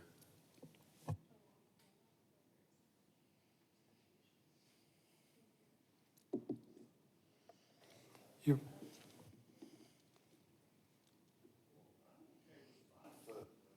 Randall, are you repealing your motion? yeah, I'm looking at my options here.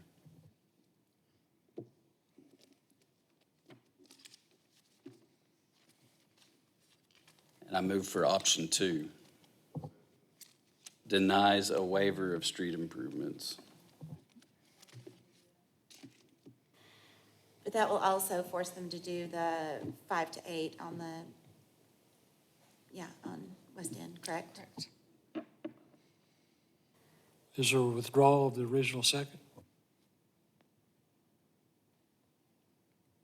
So Sharon, is there some way for us to limit this or to rephrase this resolution to where they just have to build a 5-foot sidewalk on Christian and not make any changes to West End? And what happens in the curve, I guess? Yes, however, however council chooses to vote, we could write that specifically. So if it's, payment in lieu of one or denial of the other, we just have to be specific in the way that we write it. Well, I don't understand why we would do it that way then, because if you're talking about where the purpose of it is to put it out there for future development, then there's no reason to do anything. They should just have to do it everywhere, because there's clearly not going to be another sidewalk built on that side of the road, so we're just. What about West End? It's also dealing with West End. I know, but that's the logic, in my mind, is the same, because if we're doing it for the future on both sides, on one side, we should do it for the future on both sides or not do it at all.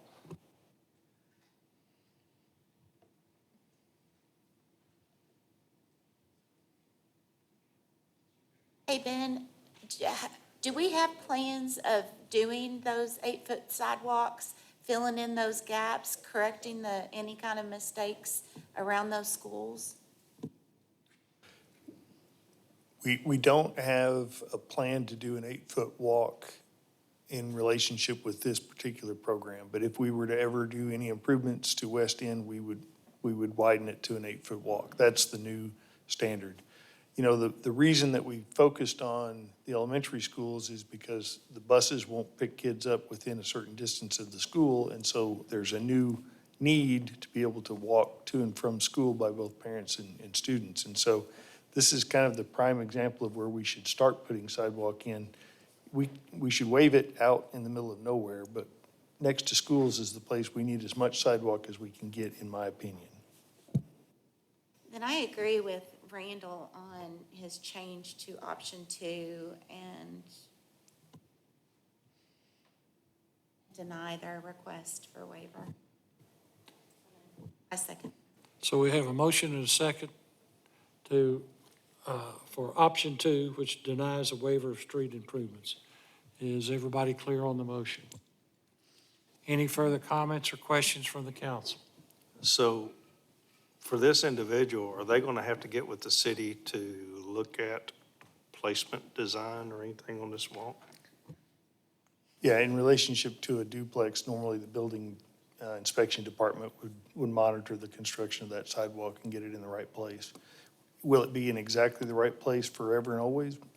I don't know. I mean, if we widen the road, no, it's going to be in the wrong place. But for the foreseeable future, it will be, if it's functional, it'll be in the right place.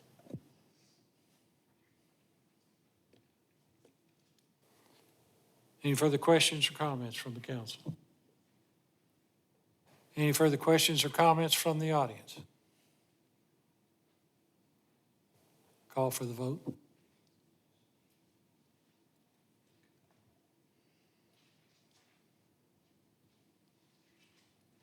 Carries 8-0. So this, that Oh, I got concludes. one more. Okay, go ahead. Well, I just want to let you know, we're on our last leg, okay? I have one more. It's a downtown form-based code update. So if you need to, I will be quick. I'll be respectful of everybody's time. But if you need to stretch, do a dance. We were going to open up the committee of the whole to do that. Okay. Give me a moment. Let me switch stacks of paper. Who handled the committee of the whole? Oh, Mr. Watson, okay. I did, but, okay. Item number 7 was forwarded from the Committee of the Whole with recommendation for approval, and Sharon's going to address that. Thank you. Right. For whatever reason, I can't get my computer to go to item number 7, so I can't even read the title to the ordinance. Can somebody else do that? Item number 7 is an ordinance amending Chapter 32 of the Code of Ordinances of the City of Springdale, Arkansas, known as the Downtown Form-Based Code, declaring an emergency and for other purposes, presented by Sharon. Thank you. Okay, so the last time that we were here, and I briefly went over a couple things verbally, And so I want to back up and very, very quickly take you through the basics. How do we even use the form-based code? We're gonna go quick. It's more pictures than words. Stick with me. So whenever you want to build downtown, the planning department is going to ask several questions. Mainly, what is being built, where, how does it relate to the area that it's in? And the first step kind of comes down to two options. Is this a new build from the ground up, or is this an expansion or renovation or reuse of an existing building? So option B, we are not talking about tonight because there's no real updates. We have a framework within the form-based code that outlines some thresholds and guides you about if you are doing an improvement or reuse, how you do that. These are often referred to as grandfathered in areas or structures. And I think it's important that we respect the past investments that are here, but while having clear expectations for new ones. So you want to build, we're going to talk about option A. You want to build from the ground up in downtown Springdale. One of the first things that staff might do is flip to a use table. You can just think of it like guardrails for the downtown. So even though the form does the majority of the heavy lifting and helps design the downtown, the use table still keep things compatible. We also want to know about your streets, your primary street. Are you a side street? Because as you walk down Emma or Park or Meadow, nobody wants to see the back of the house operations right there on the street frontage. So we care about the streets as well. And then we're gonna ask, where is it located, right? Are you in an NC1, which is primarily commercial oriented? It's gonna be a bigger building form. It's gonna take up more of the space that it's in, the building itself. Oops, went back. Are you in an NC2, which is a mixed use area, some residential, some commercial, but it has some guidelines with it? Or are you in one of the residential pocket neighborhoods that only allows for residential uses, no commercial in these, or campus or public, right? So Jones Center, Hospital, City Hall, Luther George Park. And then what is being proposed? Where is it located? So if you are looking to build a single family home, we allow them, we encourage them, and then we show you where we think those are gonna be most appropriate. If you wanna do an accessory one, a carriage house, a rear garage, a duplex bungalow, it shows you, these are the map where they're allowed. This is a diagram of the placement that we think would be most appropriate downtown, and then character examples of what we think would look compatible downtown. Same with row house, courtyard, and the duplex. And this one is a good example to look at the difference between the relationship of the building and the street. So in the black and white gray diagram, the row houses, see how close they are to that sidewalk. And then if you look at the duplex, they're set back a little bit. And then we also have a cottage court special overlay district. And we had our first cottage court development, the Hideaway over on Huntsville, that was done. And that map shows everywhere that cottage courts would be allowed, and some inspirational character photos. Triplex, fourplex, and the stacked flats and where they are located. Courtyard building, which often has a gap, so it doesn't take up quite as much of the building form. And then you have the buildings that you're gonna see in more of the commercially oriented areas, right? So your liner building, commercial block building, which is primarily what you see up and down Emma, and then also civic and institutional buildings, and all the places that they are encouraged to be. And then we're gonna ask, how does it meet the street? This is a clip from, this is a picture from a planning conference that's coming up I guess next week, that has taken place in Northwest Arkansas, and they had a snip from downtown Springdale. And it really shows, this is why we talk about the relationship between the pedestrians and the street. Because when you look at this, that tells you about the character of downtown Springdale. So that question is, how does it meet the street, right? So if you want to build something downtown, we're then gonna ask you, what is that relationship at the front of your building to the street? Porch, stoop, forecourt, depends what you're building. Awnings, canopies, balconies, terrace, bay windows, shop front, cafe, and here's another picture of businesses that have utilized some of those options. Then we're gonna ask about some of the height and building features. We take all of these little details seriously. That's why form-based code is a bit of an intensive review, but it's good for an area like downtown. So the building facade, we're gonna want high quality materials, right?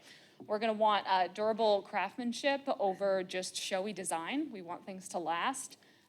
Roofs and parapets, I believe that's the historic high school on Johnson. We care even about the tippy top, every bit of it. Windows and doors, which are not only for safety, but they activate a storefront that you see.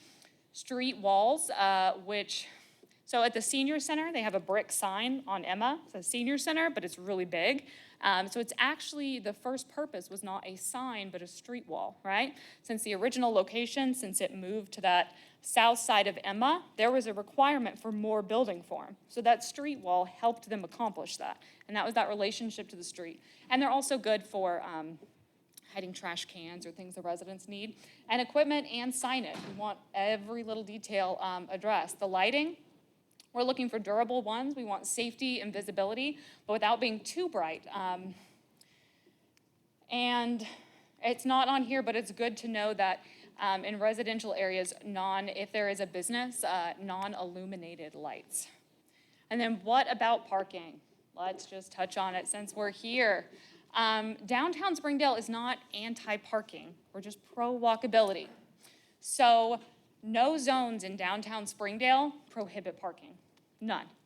There's nowhere that it's absolutely prohibited. And this proposed updates does not introduce any areas that would be prohibited from having parking.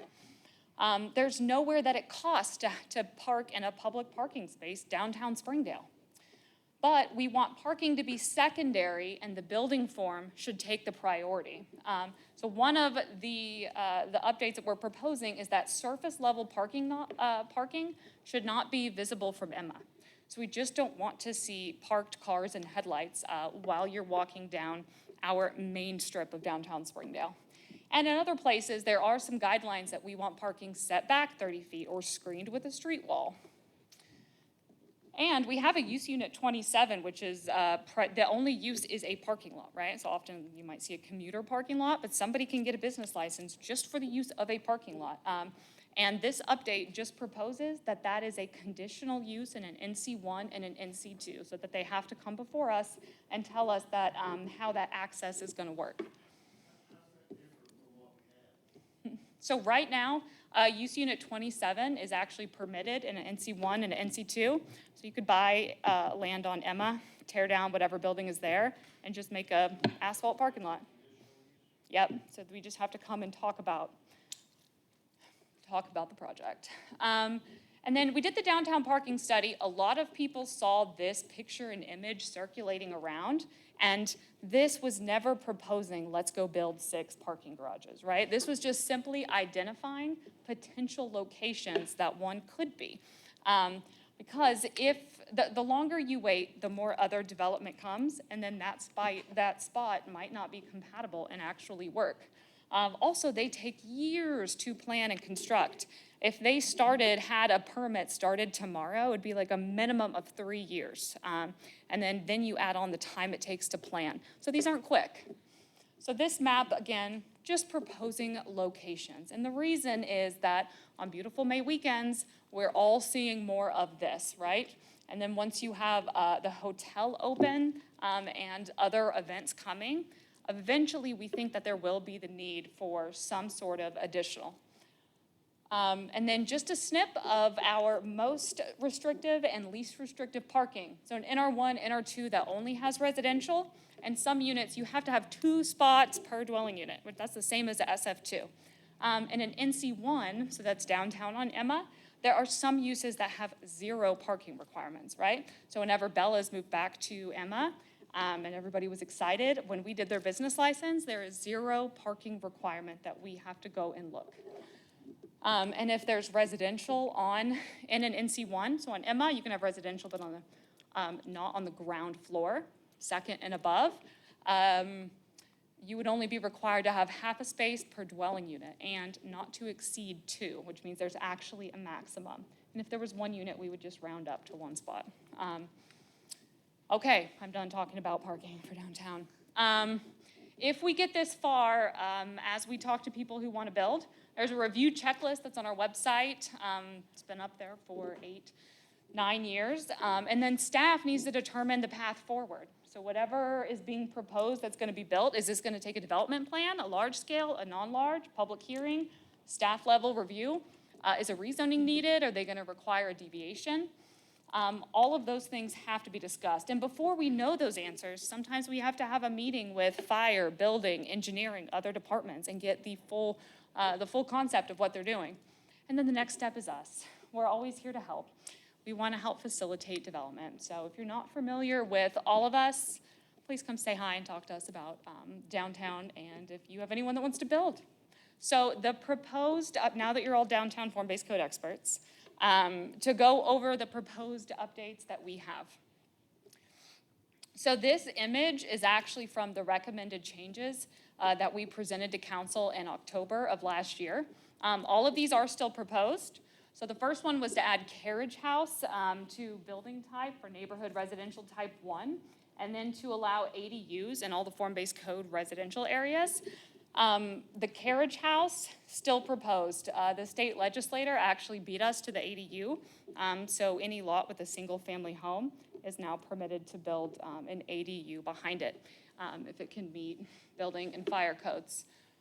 The second was to reclassify in our parcels, in R1 parcels in the study area north of Success to neighborhood center type 2. And the Springdale Housing Authority beat us to it. They rezoned it in February of this year, which just confirmed the appropriateness of that change needed. The next was to reclassify the NR1 area to NR3.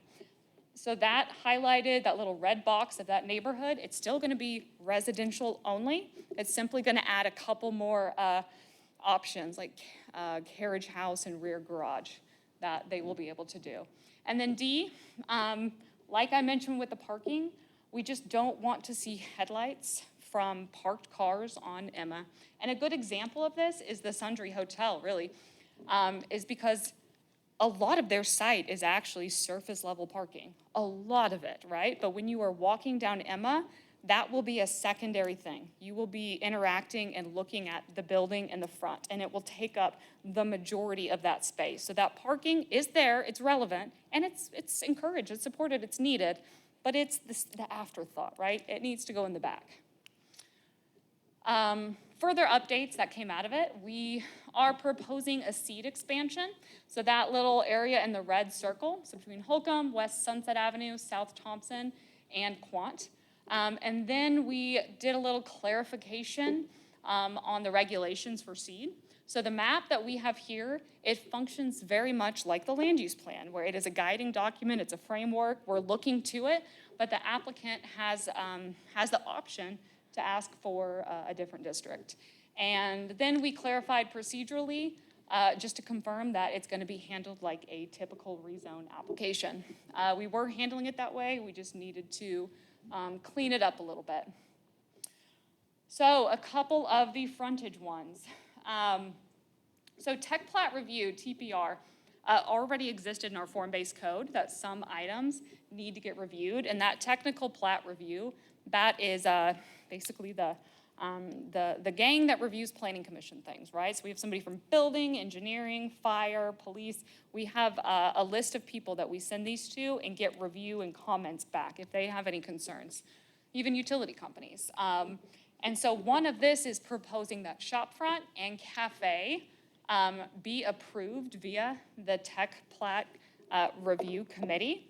And so at first, it was not allowed, and people were seeking variances. I don't think I have a picture of it. And so you saw, we had Onyx come in, and they had to come to a public hearing because they had those tables and chairs out there. Because it is important for us to review, right? ADA, it needs to be accessible so that you can have a wheelchair. We need to know that if it was near the greenway, can they remove it? Do we have a cleanup? What happens if it becomes too much? So we wanted to make sure that the city had eyes on it and had a chance to review it and look at it and put some structure around it, but we did not feel that these needed to come all the way to a public hearing. So Simply Scoops, the little ice cream store, that's next to Bucks on Emma. So that one, they recently came with a variance because they just want a couple tables and chairs out front. But the same, we have to make sure that all of those are in place. But we dragged them all the way through a public hearing to talk about, 2 or 3 tables and chairs. So when we first talked to H3 about this form-based code update, We knew that we wanted to allow some of that encroachment into the sidewalk for cafes and stores, but we didn't really know the best way to make sure that the city had some sort of control. And so the screenshots, that was one thing I asked, was that this doesn't include the last edit, but if you can see, we have added it here. So months ago, we talked about a potential conditional use option, but again, public hearing for something that might be 2 or 3 tables. So instead, we are proposing that it is a TPR review. We cleared up, I'm sorry. We have a representative from a number of different departments, so fire, building, water,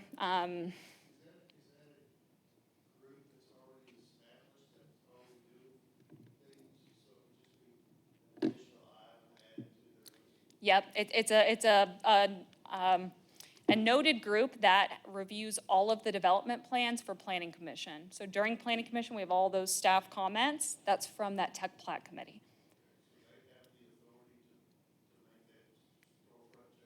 Mm-hmm.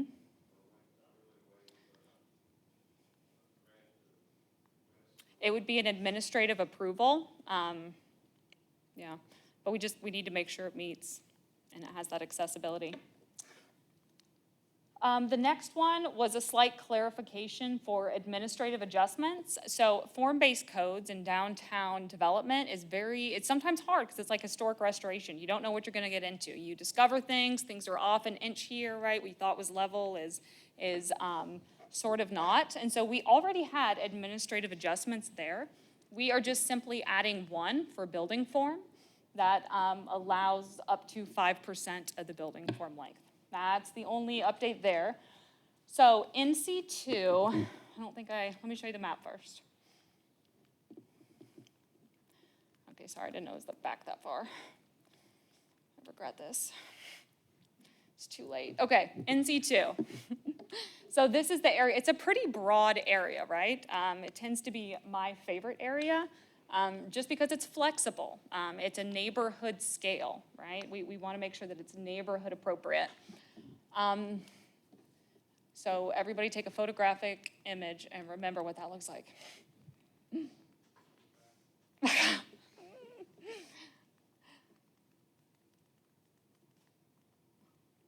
Okay. So for the NC2, we do have a couple updates. That top picture, apologies, that's my photography skills, a little off kilter. But one thing we're gonna ask to change is the percentage of building form for a duplex in the NC2, and it will reflect the same requirement that is needed in an NR2 and an NR3, right? So if you have a 100-foot lot, right, and right now, a duplex in an NC2 would be required to have 85% building form coverage. So 85 feet of that 100-foot lot needs to have form, right? And as we use the form-based code more and more and we get used to it, and we've gotten feedback from developers and had some input, we realize that there are some places and uses and structures that maybe it's not the most appropriate, and it could go down to the 60% like it is in some of the other districts. In the top picture, you can see the developers did a street wall with brick, basically to get that additional coverage, but it was kind of nice because then it was a place for trash cans or bicycles or for what the resident need. And the second one is we've had a rule since we first adopted it in 2017 that there are certain streets in the NC2 where on the bottom floor, we want commercial only, right? It would function like an NC1. So in Emma, you can live on Emma, but not on the ground floor, right? And as we grow, as the city grows, we are planning for way ahead in the future, right? Not the ebb and flow of the market. We are looking way far into the future because we want things that are built that last, that are durable, and that they stay. And in 40 years, 30 years, we don't know what downtown is going to look like. But if we grow at this rate, then commercial is going to continue to kind of spill over to those other corridors, right? Meadow, Johnson, some of those other areas. And so that was the intent of this rule. So originally, we had these streets, and with the update, we had proposed adding Cottle because Cottle is basically an organic mixed-use street. You got a commercial store, you have a church, you have residential. However, we got some feedback, and I think we accepted it as valid because ever since that railroad crossing was closed, it was no longer a collector. So at one point it was a collector, and that was a pretty through street. And that would have been, in my opinion, a supportive argument for that. But since it's closed, it's now a downtown commercial, a little bit less traffic. So we are proposing to remove Cottle and then also Park Street, because the majority of the requests that we've gotten on Park Street have been residential. The workforce attainable housing density bonus, I talked about a little last time. If a certain percentage, if there is a development in an NC1, NC2, or NR3 that does residential, if they reserve a certain percentage to be workforce housing, right? So to be at a certain area median income range of the target group that we're looking for. So HUD looks at that range as like 60 to 120%. But we're gonna say, we look at it as 60% is near subsidized housing, right? So Springdale's target is that 80 to 120%. And so if they agree to a certain percentage of the workforce housing, they get an extra floor. Obviously limited by FAA and airport regulations, because we know that's downtown. But they get an extra floor. And for a developer, that's a great incentive to be able to build up. We already have a development plan that is seeking to utilize it. We've revised our use table. So we looked at the use table at the very beginning. Picture got smaller, my glasses. So there were a couple typos that we had. So it said food trucks were not allowed anywhere downtown. It's a typo. Citywide use by right said it wasn't allowed. That was a typo. So we fixed a couple of those. Offices, a use unit 16, we turned it to a conditional use in the residential areas. Church, synagogue is now permitted in an NC1 and an NC2. It was prohibited earlier. Now the city church, good. Use unit 27, the parking lot, and that would be just a parking lot. We're asking for it to be a conditional use in NC1 and an NC2. So not prohibited, just conditional, because those are important areas. And the mobile vending, we corrected the food trucks. So conditional use in some areas and permitted in your NC1. NC2, and whoops, the last edition, we forgot to put the definitions in there. So they are back and better than ever. Thank you for bearing with me. There's a lot of information, but I can tell that you're very passionate about it and you put a lot of work into it. And it's greatly appreciated. I'll move this ordinance to pass. Second. We have a motion and a second for the ordinance to pass. Any further questions or comments from the council? Any questions or comments from the audience? Call for the vote.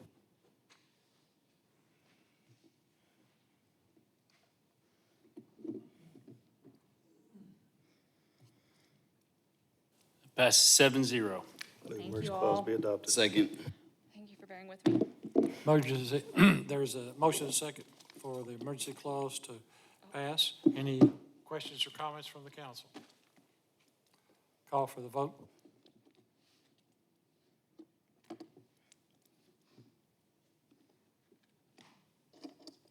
Passes 7-0. Thank you all. Nice job, Sharon. Thank you. Okay, next on the agenda, we have the Finance Committee by Chairman Watson. Thank you, interim mayor, or Mayor Pro Tem. Several items forwarded to the council from the Finance Committee with recommendation for approval. The first has to do with the realignment or the creation of new positions in the city attorney's office, and is presented by Garrett Harlan. Okay, so this resolution is dealing with an issue that I believe exists in the city attorney's office. And the current structure of the city attorney's office is there are various single positions that handle single job responsibilities. For example, we have a discovery clerk, and that's her sole job responsibility is to handle discovery. We have a single victim advocate, a single hot check restitution coordinator, and a single receptionist. And those positions and that structure has been in place for the last 20 years, in spite of the very real fact that Springdale's population has increased about 40% during that time. So it follows that the workload has increased in the office approximately about 40%. And I'm just coming up with that number. I'm not stating that as a fact. But what I'm envisioning to do is to spread out those single job functions among various positions, basically eliminating 4 single jobs, creating 4 new jobs, and each one of those positions is responsible for all 4 job responsibilities. Also, as part of the vision for the office, I have already started taking criminal cases, and I think that for the office to facilitate in the way that I envision it, we need to be able to share all the workloads among various positions. And one more thing is that this comes out of the money that this costs to do. It comes out of a special fund, and that special fund is only allowed to be utilized to defray the costs and expenses of city attorneys' salaries. So there's a special fund that has the money for this in it, and we can reimburse the general fund for the $17,000 that I'm asking for. So it'd be a increase to the budget of $17,990.65, but that would be offset for this year, for the balance of this year from that fund that you're referring to. That's correct. And then it'd just be in the regular budget. That's correct. And I just want to note too, there's about, I think, $15,000 more dollars in this special fund that I would anticipate when it comes budget time, that I would ask that be also used to reimburse these additional expenses. I don't think I read the title, did I? Yep. The title of this resolution is a resolution authorizing the creation of new positions, eliminating certain positions, and amending the 2026 budget. Move resolution pass. Second. Motion is second for the resolution pass. Any further questions or comments by the council? Call for the vote.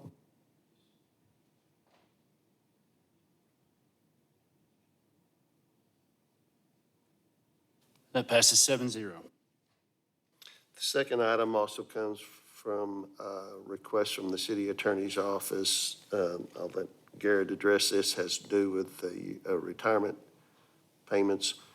The title to this resolution is the resolution amending the city attorney budget in the 2026 general budget. So this resolution has to do with the fact that we have 2 long-standing employees of the city attorney's office who are both retiring this year. One just retired last month. One is anticipated to retire in December. And this amount is to pay out their vacation and sick leave balance that we anticipate they'll have this year. Move resolution pass. Second. We have a motion and a second for the resolution to pass. Any further questions or comments from the council? Call for the vote.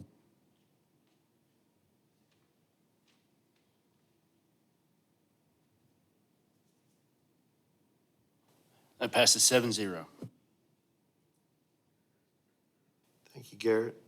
Third item from the Finance Committee being presented for a request from the Shiloh Museum. Angie's going to address this. Has to do with accepting a grant from the Smithsonian Institution. The title of this resolution is a resolution accepting a grant from the Smithsonian Institution and amending the 2026 budget of the city of Springdale. That's pretty much it, yes. $9,500, and it's restricted money, so we had to amend the budget for this, and we'll have to spend directly from that grant amount. Move the resolution be adopted. Second. We have a motion and a second to pass the resolution. Any further questions or comments from the council? Call for the vote.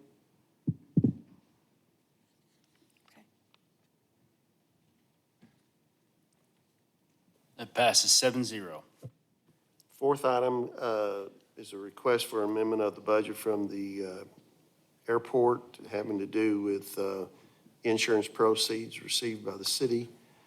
The title to this resolution is a resolution amending the 2026 budget of the City of Springdale Municipal Airport. James. This has to do with repairing all the hail damage for the hangars and terminal and tower. Move resolution passed. Second. We have a motion and a second for the resolution to pass. Any further questions or comments? Call for the vote.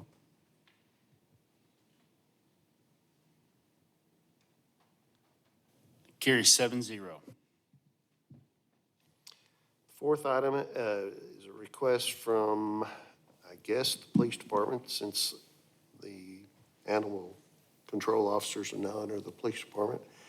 Has to do with the request for the purchase of a vehicle. There was some discussion at the committee meeting concerning where the funds for this request would come from. It looks like the resolution still has two options. The discussion at the committee meeting was for this request to be paid from the Pauline Smith Request Reserve Funds. The title to this resolution is a resolution authorizing the purchase of a vehicle for the city of Springdale, Arkansas. Thank you. We currently have 4 animal control trucks. What we're asking to replace is a 2010 with over 200,000 miles on it. Our mechanics have tried to get more life out of it, but have not been able to. So we'd like to purchase the truck off state bid to replace it. I'll move this resolution pass to be paid for out of the unrestricted general fund. Second. Okay, we have a motion and a second. The resolution pass with the funds coming out of the general fund. Any further questions or comments? Any comments from the audience? Call for the vote.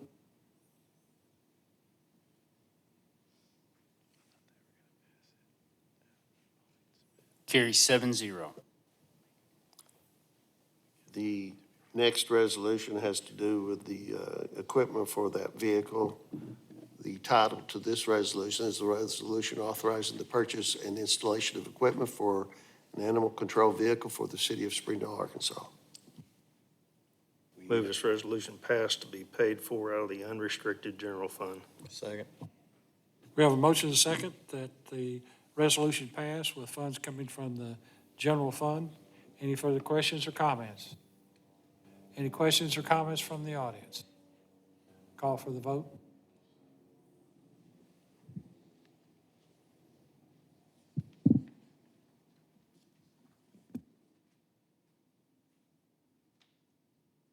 Carries 7-0. That leads us to item 9 on our agenda. Any comments from the council members? Any comments from department heads? Any comments from the city attorney? No. No comments from the chair. Motion is in order for adjournment. So moved. We are adjourned.